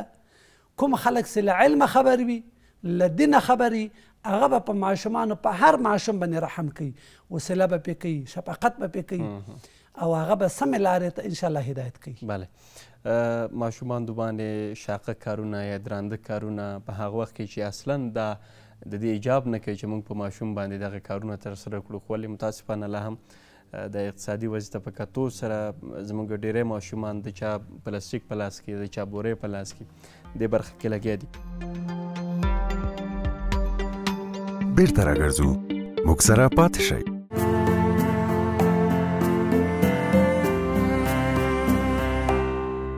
په دې برخه کې نن مو هم یوه موضوع ټاکلې چې په هغې باندې بحث ولرو او دا موضوع د ناروغیو په برخه کې ده. موږ تاسې ډېر کله د اسهالاتو په اړه اندېښنې لرو یا دغه ناروغي چې رامنځته کیږي خو کومو مواردو کې دا ناروغي رامنځته کیږي نښې او علایمې څه دي کومو حالاتو کې باید ناروغ هرومرو باید تر روغتون ورسول شي. د عمر په لحاظ باندې هم بحث لرو چې دغه ډولونه یې کومو ناروغانو ته ډېر راپېښېږي موسمي ناروغۍ هم په وروستیو کې یو څه زیاتې شوي دي د هوا په ګرمېدو او سړېدو دواړو سره دا ناروغۍ رامنځته کیږي. په دې ټولو بحث لرو. نو له ښه مرغه چې همدا شیبه راسره خپرونه کې ډاکټر صاحب عبدالحق قاضیزاده صاحب خپرونې ته راغلی دی او په همدې موضوع به ورسره بحث ولرو. له هر څه وړاندې ډاکټر صاحب ډېر ستړي مه شئ، سهار مو په خیر. مننه. زه هم صافی صاحب تاسو ته او د شمشاد تلویزیون ټولو تخنیکي همکارانو ته اوریدونکو ته سلامونه او نیکې هیلې. وعلیکم سلام. ډېره مننه. ډاکټر صاحب اسهالات هغه څه دي چې ډېر کله ترې ماشومان ځورېږي، ماشومان پرې اخته کېږي. خو لومړی اسهال باید وپېژنو چې دا کم حالت دی، نښې علایمې څه دي او وروسته په خطراتو باندې هم بحث ولرو. داسې ده چې د ماشومانو په ناروغیو کې او همدارنګه دا د غټانو ناروغي هم ده او خصوصا په ماشومانو کې د دې واقعات ډېر زیات دي او هغه ماشومان چې د 5 کلو نه ښکته وي دا په خپله یو انتاني ناروغۍ ده او کله چې یو ماشوم په ورځ کې 3 ځلې او یا د 3 ځلو نه زیات تغوط وکړي یعنې تشناب ته لاړ شي، خو په دې شرط چې هغه تغوط یې اوبلن وي، نو بیا دې ته موږ اسهال وایو. خو دغه اسهال چې دی په غټانو ماشومانو ټولو کې همدغه یو تعریف دی. خو خبره په دې کې دا راځي چې دغه دوبي موسم دی او مخکې تاسو په خپرونه کې یادونه وکړه چې موسمي ناروغۍ دا هم یو د موسمي ناروغیو په جمله کې شته. شاید کیدای شي په ژمي کې هم منځته راشي خو واقعات یې هلته ډېر نه دي، واقعات ډېر زیات په دوبي کې دي. په دوبي کې د دې د واقعاتو زیاتېدل او بیا بالخصوص د ماشومانو او د غټانو حالت بدترېدل دا ځینې مختلفو فکتورونو پورې اړه لري. یو خو په مجموع کې که چیرې موږ وګورو چې دغه اسهال علت یې چې کوم دی هغه یو خو په خپله روټا وایرس دی چې تقریبا هغه وایرسونه دي او هغه هېوادونه چې وروسته پاتې هلته بکتریایي ناروغۍ او وایروسي ناروغۍ ډېرې زیاتې دي چې دا په خپله اسهال هم د بکتریایي ناروغۍ په جمله کې راځي هم د وایروسي. خو زیات واقعات چې کوم دي هغه د وایرس له کبله د روټا وایرس له کبله راځي او همدارنګه د دې نه علاوه دي کې نورې بکتریاوې لکه ایکولای شو او همدارنګه شجیلا شو او امیبیاسیس دا هم پکې شاملېږي چې سبب د اسهال کېږي. خو که چیرې موږ د دې دغه د میکروبي برخې نه تېر شو او چې کله هوا زیاته تودېږي نو واقعات ډېرې ډېرېږي. د دې 2 علتونه دي او بیا بالخصوص په هغه ولایتونو کې چې هلته د هوا ډېره زیاته ګرمه وي نو هلته د دې واقع ډېر زیات وي. د هغې یو علت دا دی چې په خپله په هغه مناطقو کې چې هوا کله ګرمېږي دلته پاکې اوبه مهیا نه وي او پاکه غذا. کله چې پاکې اوبه او پاکه غذا نه وي نو دا په خپله سبب د دې کېږي چې اسهالات منځته راشي. دوهمه خبره په د هاټ ویدر له کبله یا د ګرمې یا تودوخې خبر ده. 2 علت شو، یو تودوخه شو او یو په دغه ګرم موسم کې غذاګانې پاکې نه وي. اوس که اولې برخې ته راشو چې د اوله برخه د دې تشریح کړو چې پاکې غذاګانې نه مطلب څه شی شو. اوس که موږ ګورو دغه اوړي یا د دوبي موسم کې او اکثرا په کلیوالو منطقو کې ټول خلک خو په ښار کې نه اوسېږي او که چیرې په ښار کې هم اوسېږي هلته کله برق وي کله نه وي یا ځینو په کورونو کې چې د هغه وسایل لکه یخچال وغیره دا موجود دي. خو په کلیوالو لرې پرتو منطقو کې دا شی نه وي نو هلته هوا چې کله ګرمه وي دغه غذاګانې ډېر زر خرابېږي او د غذاو د خرابېدو او باسي کېدو له کبله چې کوم دی دغه اسهالات په ماشومانو کې ډېر زیات منځته راځي. یو مسله.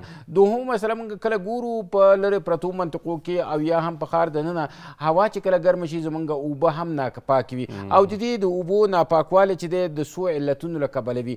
یو خو د اوړي په موسم کې کله کله داسې چې هوا ګرمه شي تاسو وکتل چې په دې اواخرو کې په مختلفو ولایتونو کې سیلابونه هم راغله. دغه سیلابونه په خپله د ځمکې د سر اوبه او همدارنګه د ځمکې لاندې اوبه دواړه چې د ملوثه وي دا په خپله دغه ناپاکې اوبه په خپله د اسهال سبب کېږي. او یا هم د بلې خوا څخه چې موږ کله وایو د دوبي په موسم کې د غذاګانې پاکې نه وي نو اکثرا ګورو موږ که په ښار دننه یو په ښار یا په کلیوالو منطقو کې اکثرا ماشومان چې چوندا زیات غټان هم مسابېږي خو ماشومان پکې په زیات تعداد باندې مسابېږي.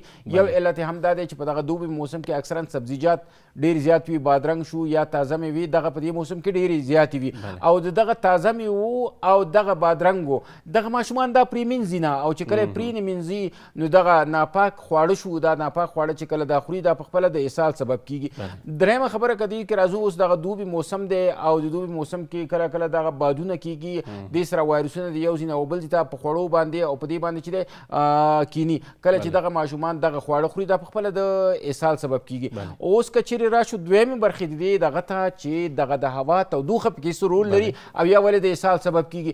هغه په دې خاطر باندې چې کله هوا ډېره زیاته ګرمه شي نو د انسان وجود چې کوم غذاګانې خوري چې دغه غذاګانې په یو خاص درجه د حرارت کې هغه هلته په مصرف رسیږي یعنی هغه هضم او جذب صورت نیسي. اوس که چیرې دغه حرارت درجه لوړیږي هغه د نورمال حالت څخه نو دا په دې معنا چې په داخل کې چې دی هغه بلانس یا توازن د هضمیت چې دی هغه خرابیږي او د درجه د حرارت د لوړېدو سره دغه د هضمیت پروسه تسریع کیږي او چې کله تسریع شو هغه مقدار غذایي مواد او هغه مقدار الکترولایټونه او هغه مقدار اوبه چې هغه وجود یې باید جذب کړي هغه جذبولی نه شي ځکه زر وځي. نو چې کله زر وځي نو دا واضح خبره شوه چې کله هضمیت خراب شو او زیات شوي نه هغه په کولمو کې چې دی په زیات مقدار باندې نه جذبېږي دا په خپله د اسهال سبب کیږي. بلې خوا که چیرې موږ راشو دغه تودوخه چې کومه ده دا زموږ په کولمو کې بکټریاوې دي. ګورئ کله چې موږ د بکټریا نوم اخلي یا د میکروب نوم اخلو بکټریا خصوصا بکټریا نوم اخلو نو خلکو په ذهن کې راځي چې دا بکټریا به ټولې مضرې داسې نه ده. ځینې بکټریاوې مفیده بکټریاوې دي او ځینې مضره بکټریاوې دي. نو زموږ په کولمو کې مفیده بکټریاوې موجودې دي د دې په خاطر چې هغه هضم و جذب صحیح صورت ونیسي. نو بنان کله چې د تودوخې درجه ډیره زیاته لوړه شي د دغه لوړوالي د وجې په وجه باندې هغه بلانس د بینیفیشیل بکټریا یا هغه د مفیده بکټریاو بلانس چې دی خرابیږي او کله چې بلانس خراب شي نو دا هم زمونږ د هضمي سیستم هغه بدترېدو طرف ته ځي او د غذایي موادو د مایعاتو او الکترولایټونو جذب صحیح نه نیسي او د هغې په نتیجه کې د اسهالات او یا اوبلن غایطه مواد خارجیږي چې بل علت چې دی هم دا دی. او د دې سره په خوا کې چې که چیرې موږ وګورو دغه په خپله دغه بلانس د ګرمي سخته هوا یا ګرمه هوا دا زموږ د هضمي سیستم چې کوم دی د ځینې غذاګانو په مقابل کې د هغې حساسیت لوړوي.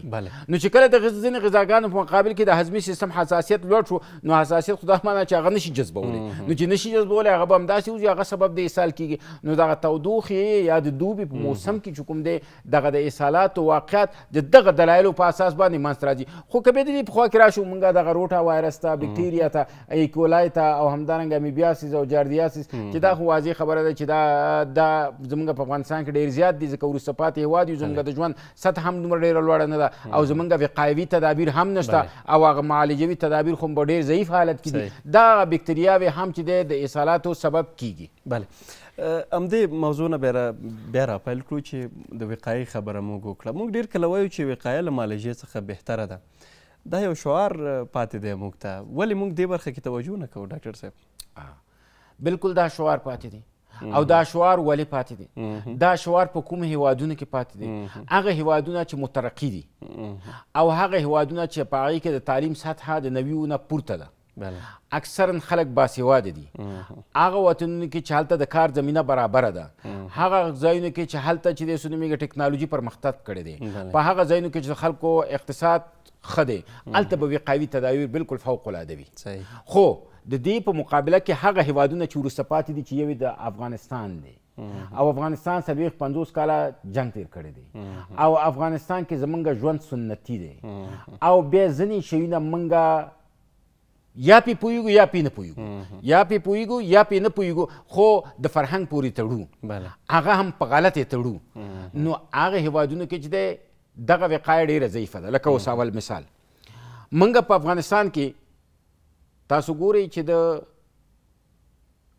تربیه تعلیم وقایه دا ټول د مور د غېږې نه شروع کیږي او موږ اکثرا زموږ علما دا خبره کوي چې دا زموږ فرهنګ نه مني زمونږ خلک یې نه مني در حال چې خلک یې مني خو دوی وایي چې نه اول تر څو د تعلیم دروازې دې خلاصې نشي او تعلیم عام نشي ځکه یو ماشوم هغه وخت کې ښه باسواده کیږي چې مور یې باسواده وي او چې مور باسواده نه وه ځکه هغه د ریښه ده چې کله ریښه بې تیاره کې وي نو آیا خاښ بیا په تیاره کې وي که به نه وي نو هغه ماشوم چې یو مور یې باسواده وي هغه به ښه تربیه کېږي او هغه مور چې هغه بېسواده د هغې نو هلته وقایوي تدابیر ډېر کم وي. دویم همدغه تعلیم دی چې زمونږ هغه ژوند سطحه لوړوي موږ د ټکنالوژۍ هغه اعظمي حد ته رسوي زمونږ د ځمکې لاندې زیرمې او د ځمکې د پاسه یا زراعت چې کوم دی دا ټول میکانیزه شي خلکو ته د کار زمینه برابره شوه چې کله اقتصاد ښه شي نو زراعت دغه وقایه به ښه شي چې اقتصاد که چاته وایي چې دا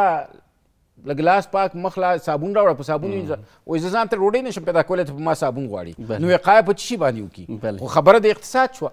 نو په دغه هیوادونو کې چې وروسته پاتې دي او د هغې خلکو اقتصاد خراب دی نو دا واضحه خبره ده چې هلته به وقایه ناممکن وي. دریم زمونږ حکومتداري چې کومه ده د رعیت مسؤلیت دی او رعیت مسؤلیت یو امنیت نه دی دا منم در سره چې امنیت څه خبره ده ونه شي او د امنیت په موجودیت کې به ټول کارونه کیږي خو د دې سره سره د هغې موږ راځو په وقایه باندې غږیږو نو په وقایه کې تاسو ګورئ د لنډ به داسې لنډ راواخلو دا د کابل د ښار د دې لارې یو کوڅې وګورئ چې په ټولو ویالو کې چې دی اوبه ډنډې دي که نه آیا دا اوبه وتې دي نو وقایه به څنګه راشي او موسمي ناروغۍ هم همدې آیا وقایه به څنګه راشي یا مثلا دغه لنډ دا د کابل سیند وګورو د دې په شاوخوا کې دا ګندونه وګورو نو آیا وقایه به وشي هیڅ کله هم نه کېږي اوس دا کارونه په کوم وخت کې کېږي دا کارونه په هغه وخت کې کېږي ځکه د یو لاس نه پړق نه خیږي تر څو دنیاوال دې په رسمیت وپېژني اوس د رسمیت د پېژندو په خاطر باندې به څه قدمونه اوچتې چې هغوی څه قدمونه را اوچت کړي څه به د لاسه ورکې خو څه به په لاس راوړي او که دا وایې چې نه زه به ټول په لاس راوړم او هیڅ به هم د لاسه نه ورکوم دا ناممکنه خبره ده بناءً وقایه زمونږ په هېواد کې دا ډېره زیاته ضعیفه ده د څلورمه خبره په دې کې زمونږ په کور کې اکثرا زمونږ میندې او خویندې او زیات پلرونه هم بې سواده دي او چې کله بې سواده شي او فیملی پلانینګ یا تعداد د فامیل چې کوم دی هغه هم کنټرولولی نه شي در حال چې په قرآن کې راځي چې یو ماشوم ته تاسو 2 کاله پورې شیدې ورکوئ نو دا معنا شوه چې هلته کومه مسافه چې کومه ده دا 2 کالو پورې نو که یو غریب سړي نه پوښتنه وکړي څو بچي دي وایي 8 مې زمن دي 2-3 میلیونه دي نو خپله 14 کسان چې عاید یې دومره بیخي نشته نو هغه به وقایه څه وکړي نو وقایه په هغه وخت کې راځي نو وقایه خو یوازې دا نه ده که نه چې ته صرف له ځان لاسونه پاک وساته پاکې جامې واغونده وقایې کې دا هم شاملیږي چې ماشومانو ته غټانو ته هغوی ته مختلف النوع د کیفیت د لحاظه او د کمیت د لحاظه ښه غذاګانو برابرول او دا یو حق د ماشوم دی ځکه په مور پلار باندې دا د ماشوم حق دی او د یو ښځې په خاوند باندې حق دی چې هغې ته ښه غذا نو دغه ښه غذا چې کله خوري او د هغې د وجود هغه دفاعي سیستم چې کوم یو وي قوي وي نو دا واضحه خبره ده چې د هغه د مختلفو ناروغیو په مقابل کې وقایه کیږي ځکه د هغې دفاعي سیستم فوق العاده قوي کیږي دا بله درېیمه خبره راځو اوبه د کابل په سطحه وګورئ تاسو د ځمکې لاندې اوبه وګورئ او د ځمکې د پاسه هغه لرې پرتې کلیوالې منطقې به داسې منطقې هم شته چې اوبه نه لري اوبه هم نه لري هغه د ژوند ابتدایي ضروریات د ژوند زمونږ د ژوند ابتدایي ضروریات نشته پاکې اوبه موږ ته مهیا نه دي نو آیا وقایه به وکولی شو ډېره ناممکنه ډېره مننه ډاکټر صاحب وخت ته په کتو سره غواړم چې پوښتنې ډېرې پاتې بېرته مغې خپلې موضوع ته راځو د اسهالاتو کله چې اسهال رامنځته کېږي ډولونو باندې هم که خبرې وکړو ناروغ باید کومو مواردو کې تر روغتون ورسول شي یو بد عادت زموږ د خلکو همدا ده چې که څوک په دې ناروغۍ اخته کېږي په اسهال باندې اخته کېږي رامنځته کېږي صبر ورته کوو حوصله ورته کوو چې کله ښه برابر شي نو بیا روغتون ته ځو هغه علایم یا نښې چې باید ناروغ تر روغتونه ورسول شي کله چې اسهالات رامنځته شي اسهالات که اصلا موږ دا وګورو یو حاد اسهال دی او یو مزمن اسهال دی حاد اسهال چې کله نوی را شروع شو روغتون ته د رسېدو لپاره د دې خاص د خطر علامې دي او د خطر علامې دا دي اول په اسهالات کې د وجود څخه ډېرې زیاتې اوبه ضایع کېږي نو دا موږ د اوبو د ضایع کېدو په اساس باندې په څو کټګوریو ویشو یو نو ډیهایډریشن اسهال دی خو د وجود څخه اوبه ضایع شوي نه دي دا کولی شو موږ په کور دننه دا تداوي کړو او هغې ته چې دی او آر اس او یا نور مایات هغه ورکو او یو ډاکټر ته یې وښیو او یو دوا ورته واخلو دا په کور دننه یو هغه مریضان دي چې هغه ته ډاکټر ته بوځي په معاینه خانه کې هغه دوا هم نه ورکوي او په کور دننه هم نشي تداوي کولی هغه باید چې په شفخانه کې بستر شي دا خو نو ډیهایډریشن دویمې راځي سم ډیهایډریشن او درېیمې راځي سویر ډیهایډریشن په سم ډیهایډریشن کې دا معنا چې یو مقدار اوبه یې ضایع کړي اوس دغه مقدار اوبه چې ضایع کړي د دې نښې علایم نه ډاکټر پوهېږي چې دا به ځي د دې نښې علایم دا دی چې د دې دا سترګې به ننوتي دې ته موږ سانکن آی وایو دویم دا ماشوم به په ډېرې شوق او علاقه سره چې دی اوبه غواړي تنده به یې ډېره زیاته وي وایي چې راکه اوبه راکه اوبه او راکه اوبه دا تنده چې کله زیاته شو دا د خطر علامه ده دا ماشوم باید شفاخانې ته ورسېږي دا دوه درېیمه خبره په دې کې دا ده چې دغه ماشوم ډېر زیات نارامه کېږي ډېر زیات نارامه وي اوس که چیرې اوس ګورئ تاسو موږ وګورو په ننګرهار کې وي او دوبي موسم وي یو سړی روژه نیسي او د اذان وخت یو څو دقیقې پاتې یو سخت تږی وي نو دی ډېر زیات نارامه وي کله داسې تېرېږي کله داسې تېرېږي او همدا وایي چې ملا ولې زر اذان نه کوې ولې چې د وجود اوبه یې کمې دي که نه خو نارامه دی دلته هم ماشوم نارامه وي درېیمه خبره دا ده چې دا د وجود څخه اوبه کله دغه شي کمې شي نو دلته دا په خپله دا جلد چې کوم دی د دا ګونځې پیدا کوي داسې چې موږ یې نیسو دې ته موږ ټارګر وایو نو دا سکن ټارګر چې دی دا په ډېر سلو شکل سره وځي لکه یو د دوبي په موسم کې یو تازه ګل ته اوبه ماچوئ مازدیګر کې ګورې پاڼې مړاوي کېږي دغسې دا هم مړاوي کېږي نو دا د خطر علامې که چیرې دوی کې موجود وي دا ځي بله خبره چې سویر ډیهایډریشن ته راشي په سویر ډیهایډریشن کې هم سترګې ننوتې وي خو دلته نو دومره زیات مایات ځای شوي وي چې ماشوم د دې توان او قدرت نه لري چې هغه اوبه وڅکي بله ډاکټر صاحب ډېره مننه بخښنې سره چې شیبې را سره کمې دي کورنۍ درملنه په ډېرو مواردو کې کېږي په لرو پرتو سیمو کې دغه درملنه غوره ده که له بدو بترول دي کورنۍ درملنه دلته مختلف رواجونه موجود دي او د دغه رواجونو په اساس باندې ځینې اوقات کې مفید تمامیږي او ځینې اوقات کې ډېر بد اول کله چې ځینې یو رواج دا دی په لرې پرتو منطقو کې چې کله ماشوم اسهال چې ودې ته اسم مو ورکوئ ځکه چې د اسهال نور هم زیاتېږي هېڅ غذا نه ورکوي وایي که چیرې ورکړو د خولې له لارې ورکړي د بلې خولې له لارې وځي دا په خپله چې دی دا غلط رواج دی دا ماشوم خرابوي باید غذا ورکړو دویم د دې د وجود اوبه کله وځي نو په دې ښاري منطقو کې یا په ښار کې اکثرا ماشومان ته په عوض دي چې وارث ورکړي وارث ماشوم ډېر زر نسکي په اسانۍ سره نیمکول اوبه نه خوري ځکه هغه لږې ترشي وي نو دوی څه کوي د بازار جوس اخلي او خواږه شیان خو ماشومانو علاقه ده دغه د بازار جوسونه دا په خپله د اسهال د لا زیاتوالي سبب کېږي علت یې څه شی دی علت ځکه هلته یوازې ګلوکوز موجود دی او ګلوکوز د اسهال د بدترېدو سبب کېږي دا باید ورنه کړل شي ځکه چې په ډکو میتیازو کې چې کوم مایات ځای کېږي پای کې به سوډیم وي پوټاشیم به وي لکټیټ به وي ګلوکوز به وي دا شیونه بایکاربونیټس به وي نو دې ته هغه محلول پکار دی چې کوم وارث په نامه یادېږي خو که چیرې یو کور داسې ځای کې واقع وي چې هغه ډېر لرې کلیواله منطقه کې او دواخانه هم ډېره زیاته لرې وي اول ته وارث نه وي نو هغه به کوي څه هغه به ورته اړوب تیاروي اړوب په دې معنا چې یو موټی اوړه او یو چونډی مالګه او یو چونډی بوره دا به مکس کې څلور ګیلاس اوبو کې او اوبو جو شي وروسته د هغې د بیا سړي کې په خپل ماشوم ته به ورکوي او د دې سره په خوا کې به جوش اوبه هم ورکوي دې سره چې دی تر څو د دې وجود چې کوم دی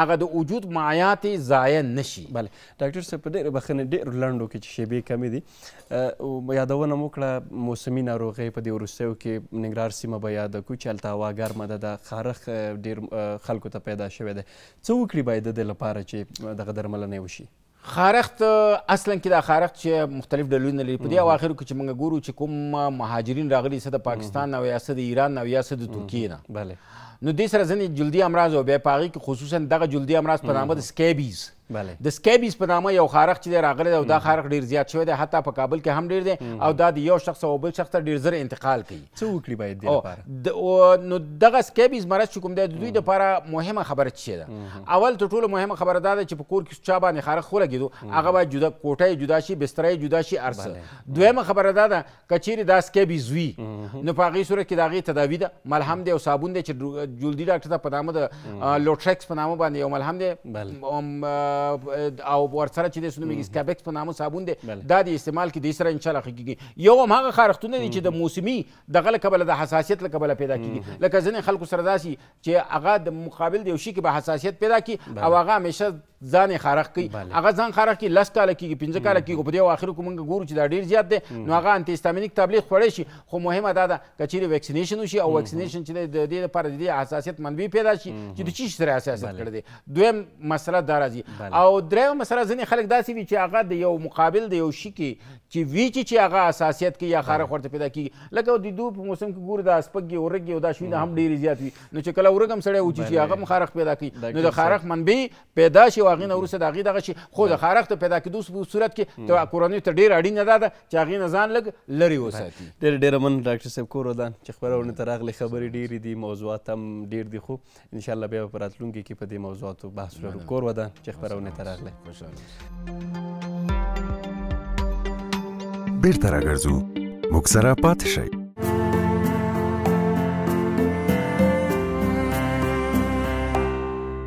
لیدونکو بیا هم ستړي مشئ د روڼ سهار خپرونې په دې برخه کې ځانګړي څه لرو. دا برخه مو کوچنیو ماشومانو ته ځانګړې کړې ده دا چې دوی له ځان سره څه راوړي دي څه به ترې اورو. نو تاسې به یې هم شاهدان اوسئ. څنګه مو چې یادونه کړې وه تېره ورځ د ماشوم ځانګړې ورځ وه چې په دې نوم یادېدله. نو نن موږ خپرونې ته په همدې خاطر باندې ماشومان یې راغوښتي دي دا چې څه راته لري څه یې راوړي له ځان سره له دوی به یې واورو. نو 4 ماشومان یې هره یوه حوریه، هیله، اسرا او مهوش را سره همدا شیبه خپرونه کې ګډونوالې دي. دوی له ځان سره ترانې راوړي دي او همدارنګه یو موضوع یا یو ټاپک راوړی دی چې په دې به هم خبرې وکړي. نو له ښې اړخه به شروع کړم او همدې اړخ ته حوریه ستاسو نوم د ستړي مشئ په خیر راغلی. السلام علیکم ورحمت الله وبرکاتو. زه حوریه کاروان یم، د رفیع الله کاروان لور یم، د 5م ټولګي زده کوونکې یم او په لیسې عالي خصوصي ادې کې درس وایم. بله او ستاسو نوم هیله دی. زما نوم السلام علیکم ورحمت الله وبرکاتو. زما نوم هیله د صفي الله لور 5م ټولګي زده کوونکې یم او د لیسې عالي خصوصي ادې څخه راغلی یم. بله او اسرا ستړي مشئ. السلام علیکم ورحمت الله وبرکاتو. اسم من اسرا بنت غلام مصطفى متعلم صنف 4 در لیسه عالی خصوصی ادی درس میخوانم. ډیر په خیر راغلی. او مهوش ستا نوم دی، تم په خیر راغلی. السلام علیکم ورحمت الله وبرکاتو. زما نوم مهوش دی، د اجمل خان لور یم او د 5م ټولګي زده کوونکی یم او د ادي لیسې خصوصي ادې څخه راغلی یم. ټول 5م ټولګي کې یاستئ که نه؟ یو هغه صنف یم په 4م ټولګي کې دی. ښه اسرا؟ صحیح. او دا ټاپک راوړی څه باره کې دی؟ د چلډرن باره کې دی، چې ماشومانو په اړه. ښه وابه یې ورو درنه ټاپک. In the name of Allah, the most gracious, the most merciful, the most trouble-shooter, and the most awesome. Assalamu alaikum wa rahmatullahi wa barakatuh. This is me, Huria, and today I want to say a topic. In my topic is about children. Children is a special gift from Allah to parents. When Hazrat Muhammad sallallahu alaihi wasallam went from Mecca to Medina, little boys and girls were very happy to them. He laughed with them, he played with them, and he talked to them. Then one day, a man came to him and he said to him that I have 10 children, but I have never kissed them. Our Prophet sallallahu alaihi wasallam said, children is a special gift from Allah, so you should play with them. You should give time to them. Then the man said, yeah, you're right. So after that, I'm gonna play with them. I'm gonna laugh with them, and etc.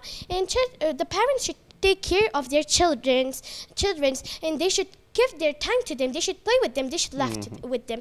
And I want to say another topic, and that's about future plan. All of us have some wish in our mind that we want to complete them. We have some aims and goals to achieve. We should say that plan is the first step of success. We should have a target plan or a goal that we try and hard work for that. For example, my target goal is to be a doctor. So I should have a policy to achieve my this goal. Without planning, it would be impossible to us. Thank you. لیدونکو تاسې به هم خبرې اورېدلې وي، خو دا چې د دې ټاپک کیسه څه وه د دې نه بیا هم بیرته واورم. خو د ماشومانو په اړه وه چې د محمد صلی الله علیه وسلم کیسه یې وکړله او هغه چا چې 10 ماشومان درلودل او هغوی سره ویل چې بیخي هغه کمې خبرې چې دوی وکړلې. نو مهمه خبره دا چې د رحم یا ترحم مسله ده چې دوی سره باید موږ لوبې وکړو، دوی سره مینه وکړو، دوی باندې رحم وکړو. د دې ترڅنګ یو بله د پلان په اړه چې کومه خبره وکړه چې مثلا د خپل یو مثال ورکړي چې زه غواړم چې یو ډاکټر راشم، نو دا خو هارډ ورک ته یا سخت کار ته اړتیا لري. بیرته معنا کولی شي دغه د ټاپک چې دی ویلی؟ Future plan؟ نه، دا لومړنی ټاپک چې د ماشومانو په اړه. Okay, topic about children. Children is the most special gift from Allah to their parents. One day, when Hazrat Muhammad sallallahu alaihi wasallam went from Mecca to Medina, little boys and girls were very happy to them. He laughed with them, he talked to them, and he played with them. One day, a man came to him. همدغه چې دی ویله د دې ژباړه چې مثلا تا وویلی چې محمد صلی الله علیه وسلم مکې نه مدینې ته ولاړو او د ماشومانو کیسه وکړه، پښتو ژباړه یې راته وکړه چې ځانګړې تحفه ده. تاسې ویلې چې children a special gift from Allah to parents. وای خدای ویلی دی کنه وای دا سیده د چلډرن سیده د ماشومان دا د خود دا سیده د مور او پلار ته ډیر د الله طرفه یو ډالۍ د تحفه ده، یو تحفه ده. او کله وای په وخت کله سي حضرت محمد صلی الله علیه وسلم د مکه نه مدینه ته لاړو، الته وای دا یو الته وړکی الکان د ماشومان سیده انجینر او هلکان دا هغې سره هغې سره به یې لوبې کولې، هغې سره به یې مستي کولې او هغې سره به هماسې وخت تېروه. او یو ورځ یو سړی ورته راغی او ورته یې ویلې، یو سړی ورته راغی ورته ویلې وایي ما سره 10 دانې ماشومان دي خو ما هېڅکله هغوی سیده مچو کړي نه دي. نو حضرت محمد صلی الله علیه وسلم ډېر خفه شو او ویې ویلې چې دا حضرت دا ماشومان سیده د خدای د طرف نه یو غټ تحفه ده، یو ځانګړې تحفه ده. موږ باید هغې سره وخت تېر کړو، موږ باید هغې سره لوبې وکړو، موږ یې سره باید وخاندو. نو هغې نه بعد دا سړی ویلې و ښایي د دې نه بعد زه خپل د ماشومانو سره وخت تېروم، لوبې کوم او ورسره خاندم. ډېره مننه. نو لیدونکو تاسې ولیدل چې خپل ټاپک یې بېرته څه چې پکې وو ټولې درته معنا که او درته یې وژباړو. نو ماشومانو لپاره دا څه ډېر زیات مهم دي چې ماشومانو سره باید مینه وشي، ماشومانو ته هغه صلې رحمي او هغه رحم چې پکار دی، دوی سره لوبې کول، دوی ته وخت ورکول، دا ټول مهم دي. ښه اوس به راشو چې وخت هم رانه تېر نه شي. تاسې ترانه هم راوړې ده، په ګډه یې وایي؟ ښه څوک سر ټیم دی که نه ټول یو ټیم یاست؟ ټول یو ټیم یاست. ښه ترانه څه په اړه ده؟ د ماشومان باره کې ده. ښه نو زه به درته غوږ شم او لیدونکي به درته ګوري. تاسې بسم الله الرحمن الرحیم.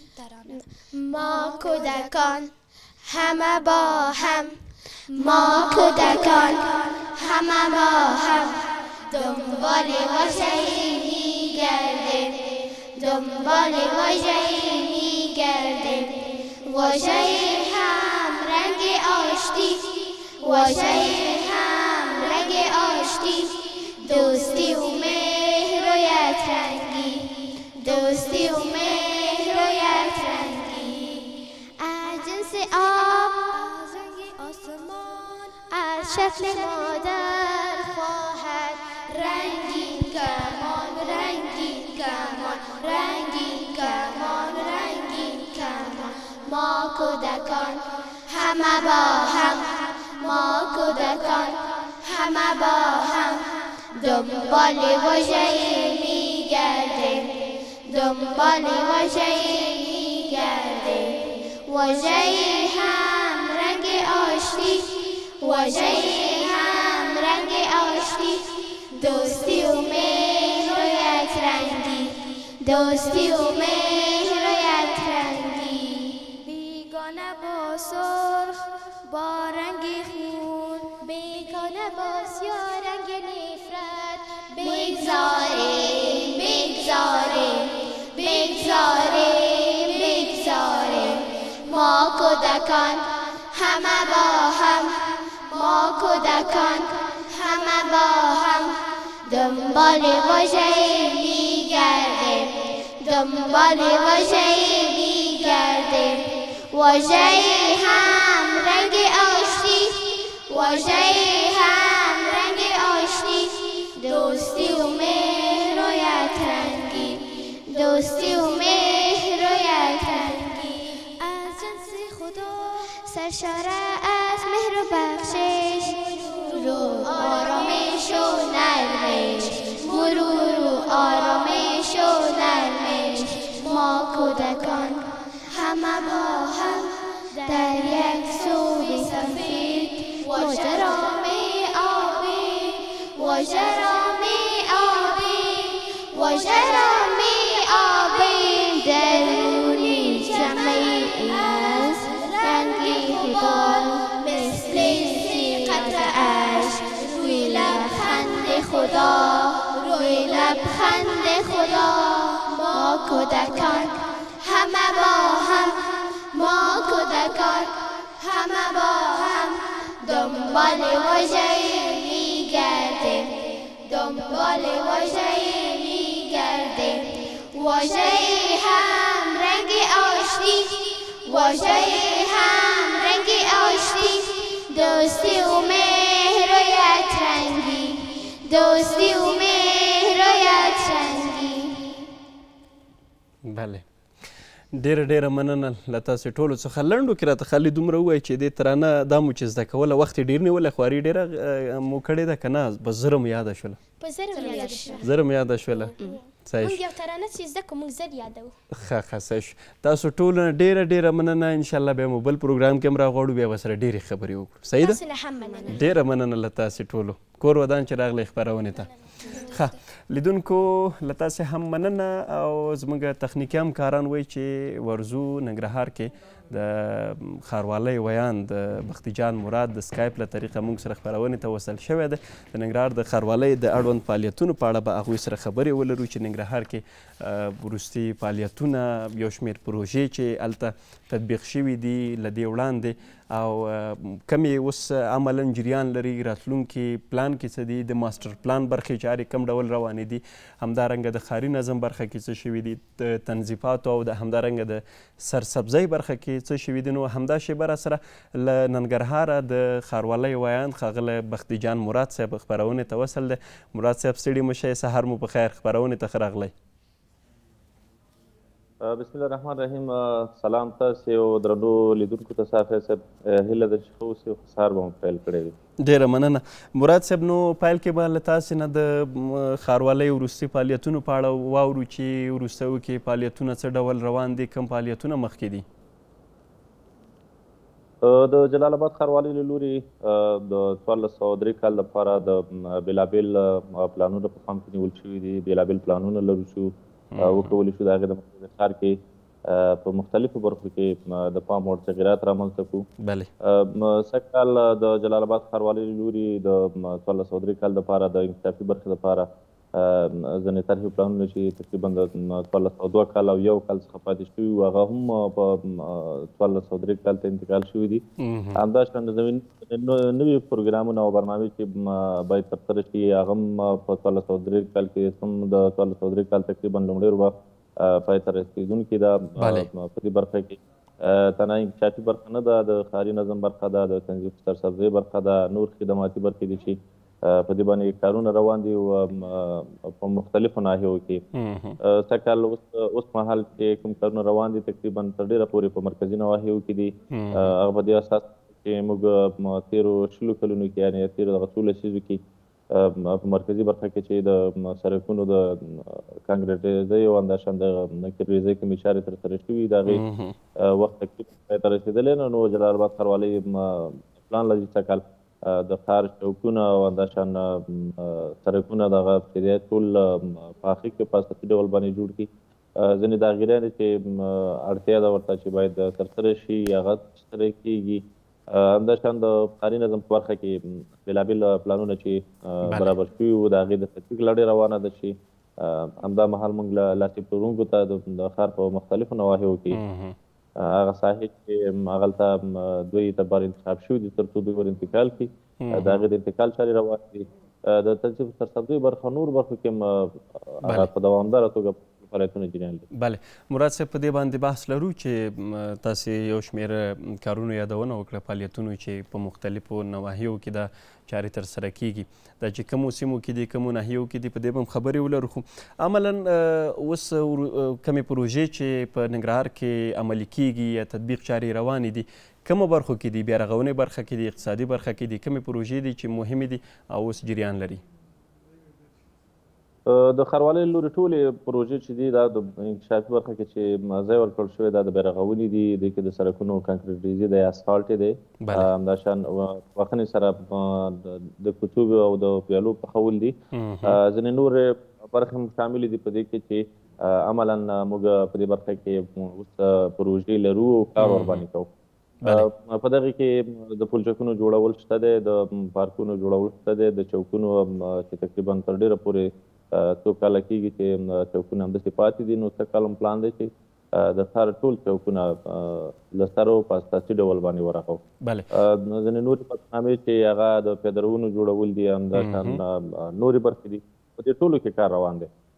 بله، په ځانګړې توګه کومو ناحیو کې دغه چارې روانې دي؟ که د پلچکونو مسله ده، که د ویالو مسله ده، که د داغدارۍ مسله ده، کومو ناحیو کې دغه چارې روانې دي عملا اوس؟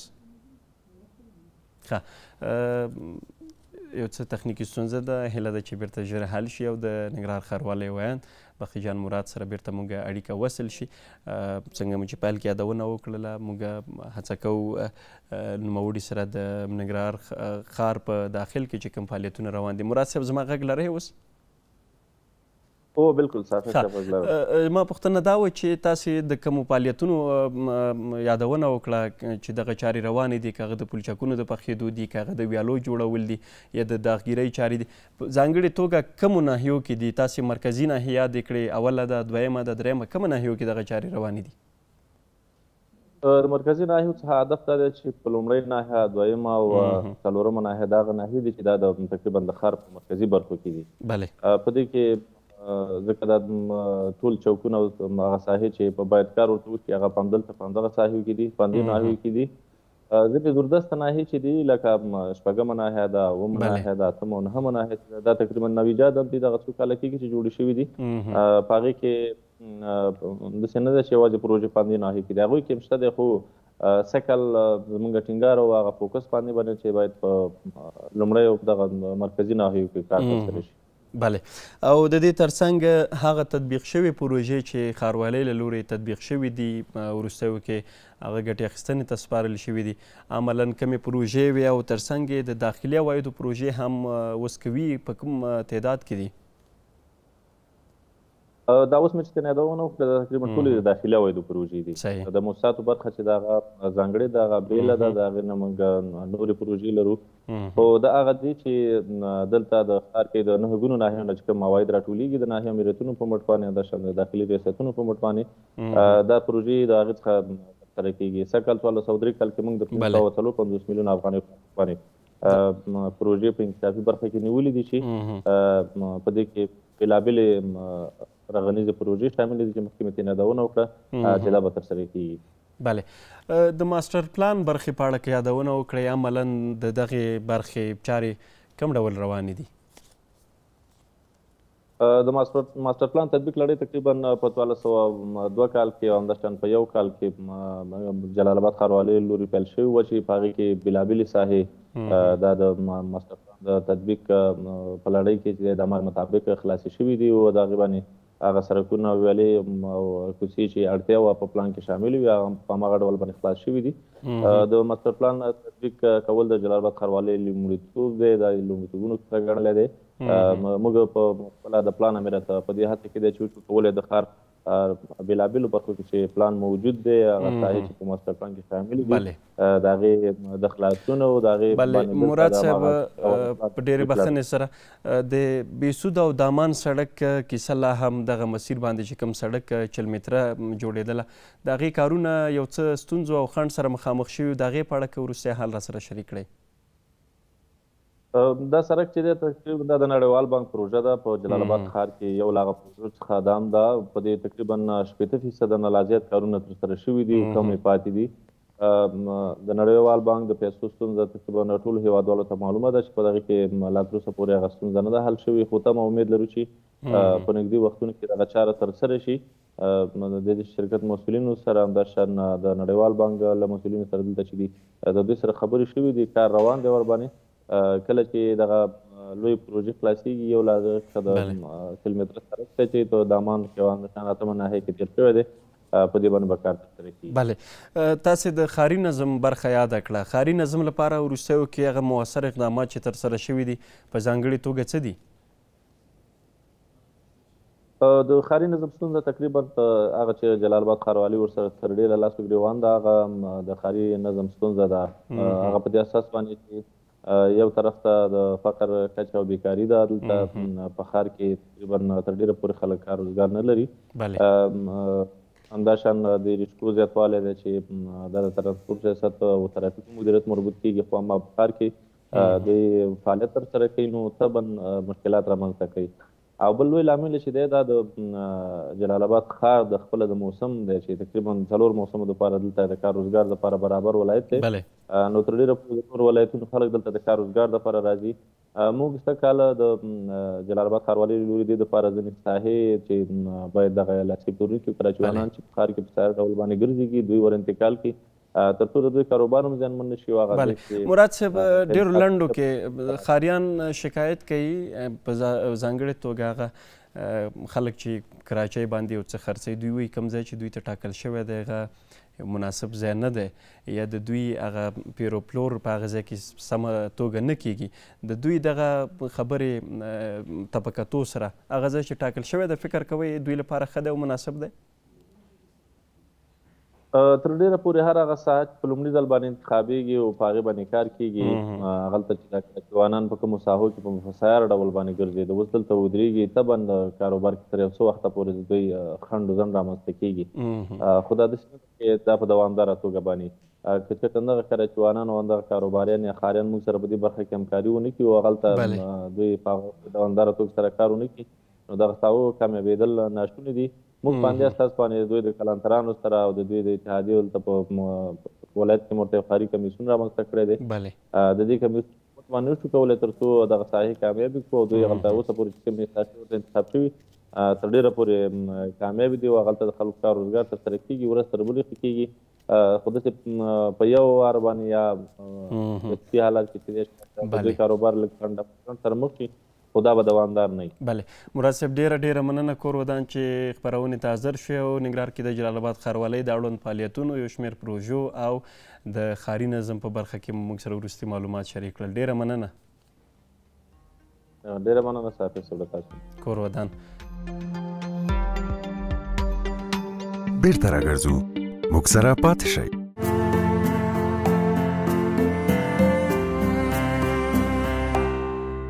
لیدونکو بیا هم ستړي مشئ ډېره مننه چې د روڼ سهار 2 ساعته خپرونې لیدونکي وئ وروستۍ برخې ته رارسېدلي یو او دا برخه مو د خبر له دنیا د وروستیو موضوعاتو تحولاتو په اړه دی چې زموږ همکار ښاغلی عبید مومند سټوډیو ته راغلی دی او دی به مو له دې حال خبر کړي مومند صاحب ستړی مشئ په خیر راغلی سهار دی په خیر ډېره زیاته مننه صافی صاحب تاسې هم ستړي مشئ نیکمرغه سهار مو په خیر قدرمنو لیدونکو تاسې ته هم ستړي مشي وایم تمه ده چې یو ښه او رنګین سهار به مو راپیل کړی وي بلې مومند صاحب نو غواړو چې تا نه خبري موضوعات ژر واورو بلې صافی صاحب د تل په څېر به نن بیا هم لیدونکو سره د هیواد سیاسي اقتصادي موضوعات او د نړۍ په کچه چې وروستي کوم مسایل رامنځته شوي دي دا به له لیدونکو سره شریک کړو لومړی اهم موضوع هغه د روسیې دفاع وزیر د افغانستان او تاجکستان ترمنځ د پولې ټینګښت اړین بللی دی چې تازه خبر دی دا به هم لیدونکو سره شریک کړو د امریکا سول انسټیټیوټ کارپوهانو ډلې د پاکستان او افغانستان څخه د امنیتي ګواښونو پر زیاتوالي اندېښنه ښودلې ده بل د تاجکستان او قرغیزستان پلان لري چې په 2035 کاله پورې د پراختیایي پروژو په لړ کې د افغانستان له لارې پاکستان ته برېښنا ولېږدوي او د اسلامي امارت ویان روسۍ څرګندونې دي چې دوی ویلي دي چې په تېرو څو میاشتو کې د داعش وسلوالې ډلې ځینې غړي نیولي دي چې دې کې هم بهرني اتباع شامل دي او په کندهار کې د ښاروالۍ لور د پراختیایي پروژو پلي کولو مسله او همدا ډول په بلخ کې د تیرې ورځې ترافیکي حادثه ده چې له امله یې 10 کسانو ته مرګ ژوبله اوښتې ده د دې ټولو خبري موضوعاتو جزئیات په لیدونکو سره شریک کړو بله صافی صاحب لومړی راځو د روسیې خبر ته د روسیې دفاع وزیر د افغانستان او تاجکستان ترمنځ د پولو ټینګښت اړین بللی دی نوموړي د ګډو هیوادونو په ناسته کې د وینا پر مهال ویلي دي چې د افغانستان وضعیت لا هم د منځنۍ اسیا او ګاونډیو هیوادونو لپاره د اندېښنې وړ دی او د بې ثباتۍ سرچینه یې بللې ده نوموړي څرګنده کړې چې د همدې اندېښنو په پام سره باید د افغانستان او تاجکستان ترمنځ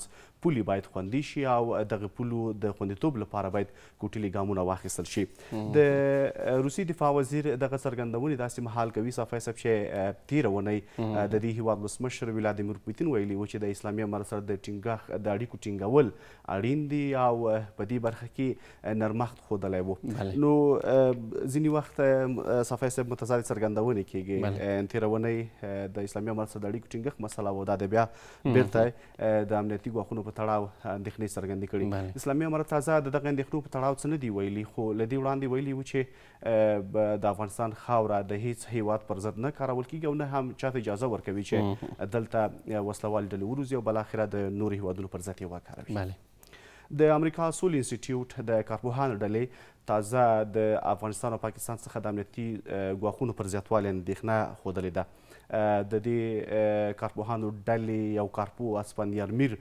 رسنیو سره په خبرو کې ویلي دی چې د افغانستان او پاکستان خاورې څخه د ګواښونو پر زیاتوالي باندې دوی اندېښمن دي او د امریکا متحده ایالاتو ته سپارښتنه شوې ده چې د دې چارې د مخنیوي لپاره د فشار او همدا ډول د اړیکو له لارې دغه مسله مهار کړي د امریکا سول انسټیټیوټ دغه راز څرګندولو ته اسلامي امارت کوم غبرګون نه دی ښودلی خو د وړاندې ما هم یادونه وکړه چې په زړونو دوی دغه تکرارا ډاډ ښودلی دی چې افغانستان خاوره د هیڅ هیواد پر ضد نه کارول کیږي او نه هم چاته اجازه ورکوي. تاجکستان او قرغیزستان پلان لري چې د 2015 کال په لړ کې دوی د افغانستان له لارې پاکستان ته برېښنا ولېږدوي. دوی ځینو رسنیو راپور ورکړی دی چې دا د قرغیزستان د پراختیایي پروژو د پلي کولو یوه برخه ده او دا چاره باید د 2015 کال تر پایه پورې عملي شي. قرغیزستان اټکل کوي چې د روان کال په دوبي کې د کاسازر پروژې لارې پاکستان ته 1.5 میلیارډ کیلو واټه برېښنا صادر کړي. کاسازر د افغانستان لارې جنوبي اسیا ته د برېښنا د منځنۍ اسیا د برېښنا د لیږد پروژه ده چې روان کال په پیل کې د اسلامي امارت او قرغیزستان او تاجکستان چارواکو ترمنځ ځینې هوکړې هم لاسلیک شولې. اسلامي امارت وایي چې د داعش خراسان ډلې سلګونه غړي نیولي دي. اسلامي امارت وایان شمشاد سره په خبرو کې ویلي چې په دغه وسلوالو کې چې نیول شوي دي ځینې پکې پاکستاني او تاجکستاني اتباع هم شامل دي. ذبیح الله مجاهد د ډیورنډ په کرښه رامنځته شوو شخړو ته په اشارې ویلي دي چې دغه شخړې په زیاتره وختونو کې د مقابل لور رامنځته شوي دي او افغان ځواکونو بیرته له خپلې خاورې څخه دفاع کړې ده. یو بل مهم خبر هم در سره دی. مزار شریف کې ترافیکي پیښې له امله 10 کسانو ته مرګ ژوبله اوښتې ده. د دې ولایت امنیه قمندانۍ ویاند ویلي چې په دغه ترافیکي پیښه کې 15 کسان وژل شوي او 15 نور ټپیان دي چې ټپیان روغتون ته پر وخت انتقال شوي دي. او په بلخ کې بیا د ترافیکي پیښو د مخنیوي په موخه عامه پوهاوي کمپاین پیل شوی. دغه کمپاین د ملګرو ملتونو له لورې پیل شوی دی او خاریان یې د ترافیکي پیښو د مخنیوي په برخه کې اړین بولي. او بل مهم خبر صافی ستاسې له برخې چې د کرکټ ملي لوبډلې د سکاټلند پر وړاندې بریا خپله کړې ده. وروستیو کې بیټ او بال تا سره هم ګورم ته هم د دې لوبې مینوال شوی یې. بلې زه خو کرکټ کوم ډېر کم وخت کې هغه هم د ورزش په خاطر باندې نو زه پوهېږم چې دې خبر جزیات به تا سره زما نه ډېر وي. که لیدونکو سره شریک کړې زه به بیا نور خبرې وکړم. دغه لوبه تېر ماښام د دواړو لوبډلو ترمنځ ترسره شوې چې افغان لوبډلې ټاس ګټلی و. په ټاکلو شلو اورونو کې د اتو لوبغاړو په اوټ کېدو سره 180 منډه هدف سکاټلند لوبډلې ته ورکړی چې سکاټلند لوبډله د دغه هدف پوره کولو کې پاتې راغلي او په ټاکلو شلو اورونو کې 130 منډې وکړې او 9 لوبغاړي له لاسه ورکړي چې د 55 منډو په توپیر یې دغه لوبه وبلله. نور زیات به تاسې ورکړئ. مومند صاحب زه به بل ځای دا درکړم چې لیدونکو سبا د کرکټ نړیوال جام سیالۍ پیلېږي چې دغه لوبې د امریکا او کاناډا په لومړۍ لوبې سره پیلېږي.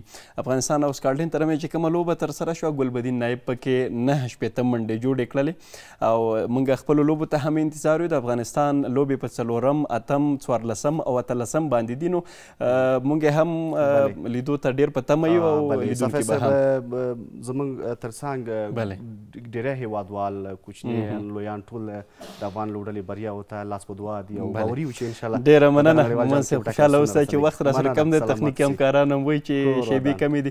لیدونکو له تاسې ټولو ډېره مننه چې تر دې مهاله د روڼ سهار خپرونې لیدونکي وئ. تر بلې خپرونې ښه وختونه ښې شیبې ښه ورځ ولرئ. له لیدلو مو مننه.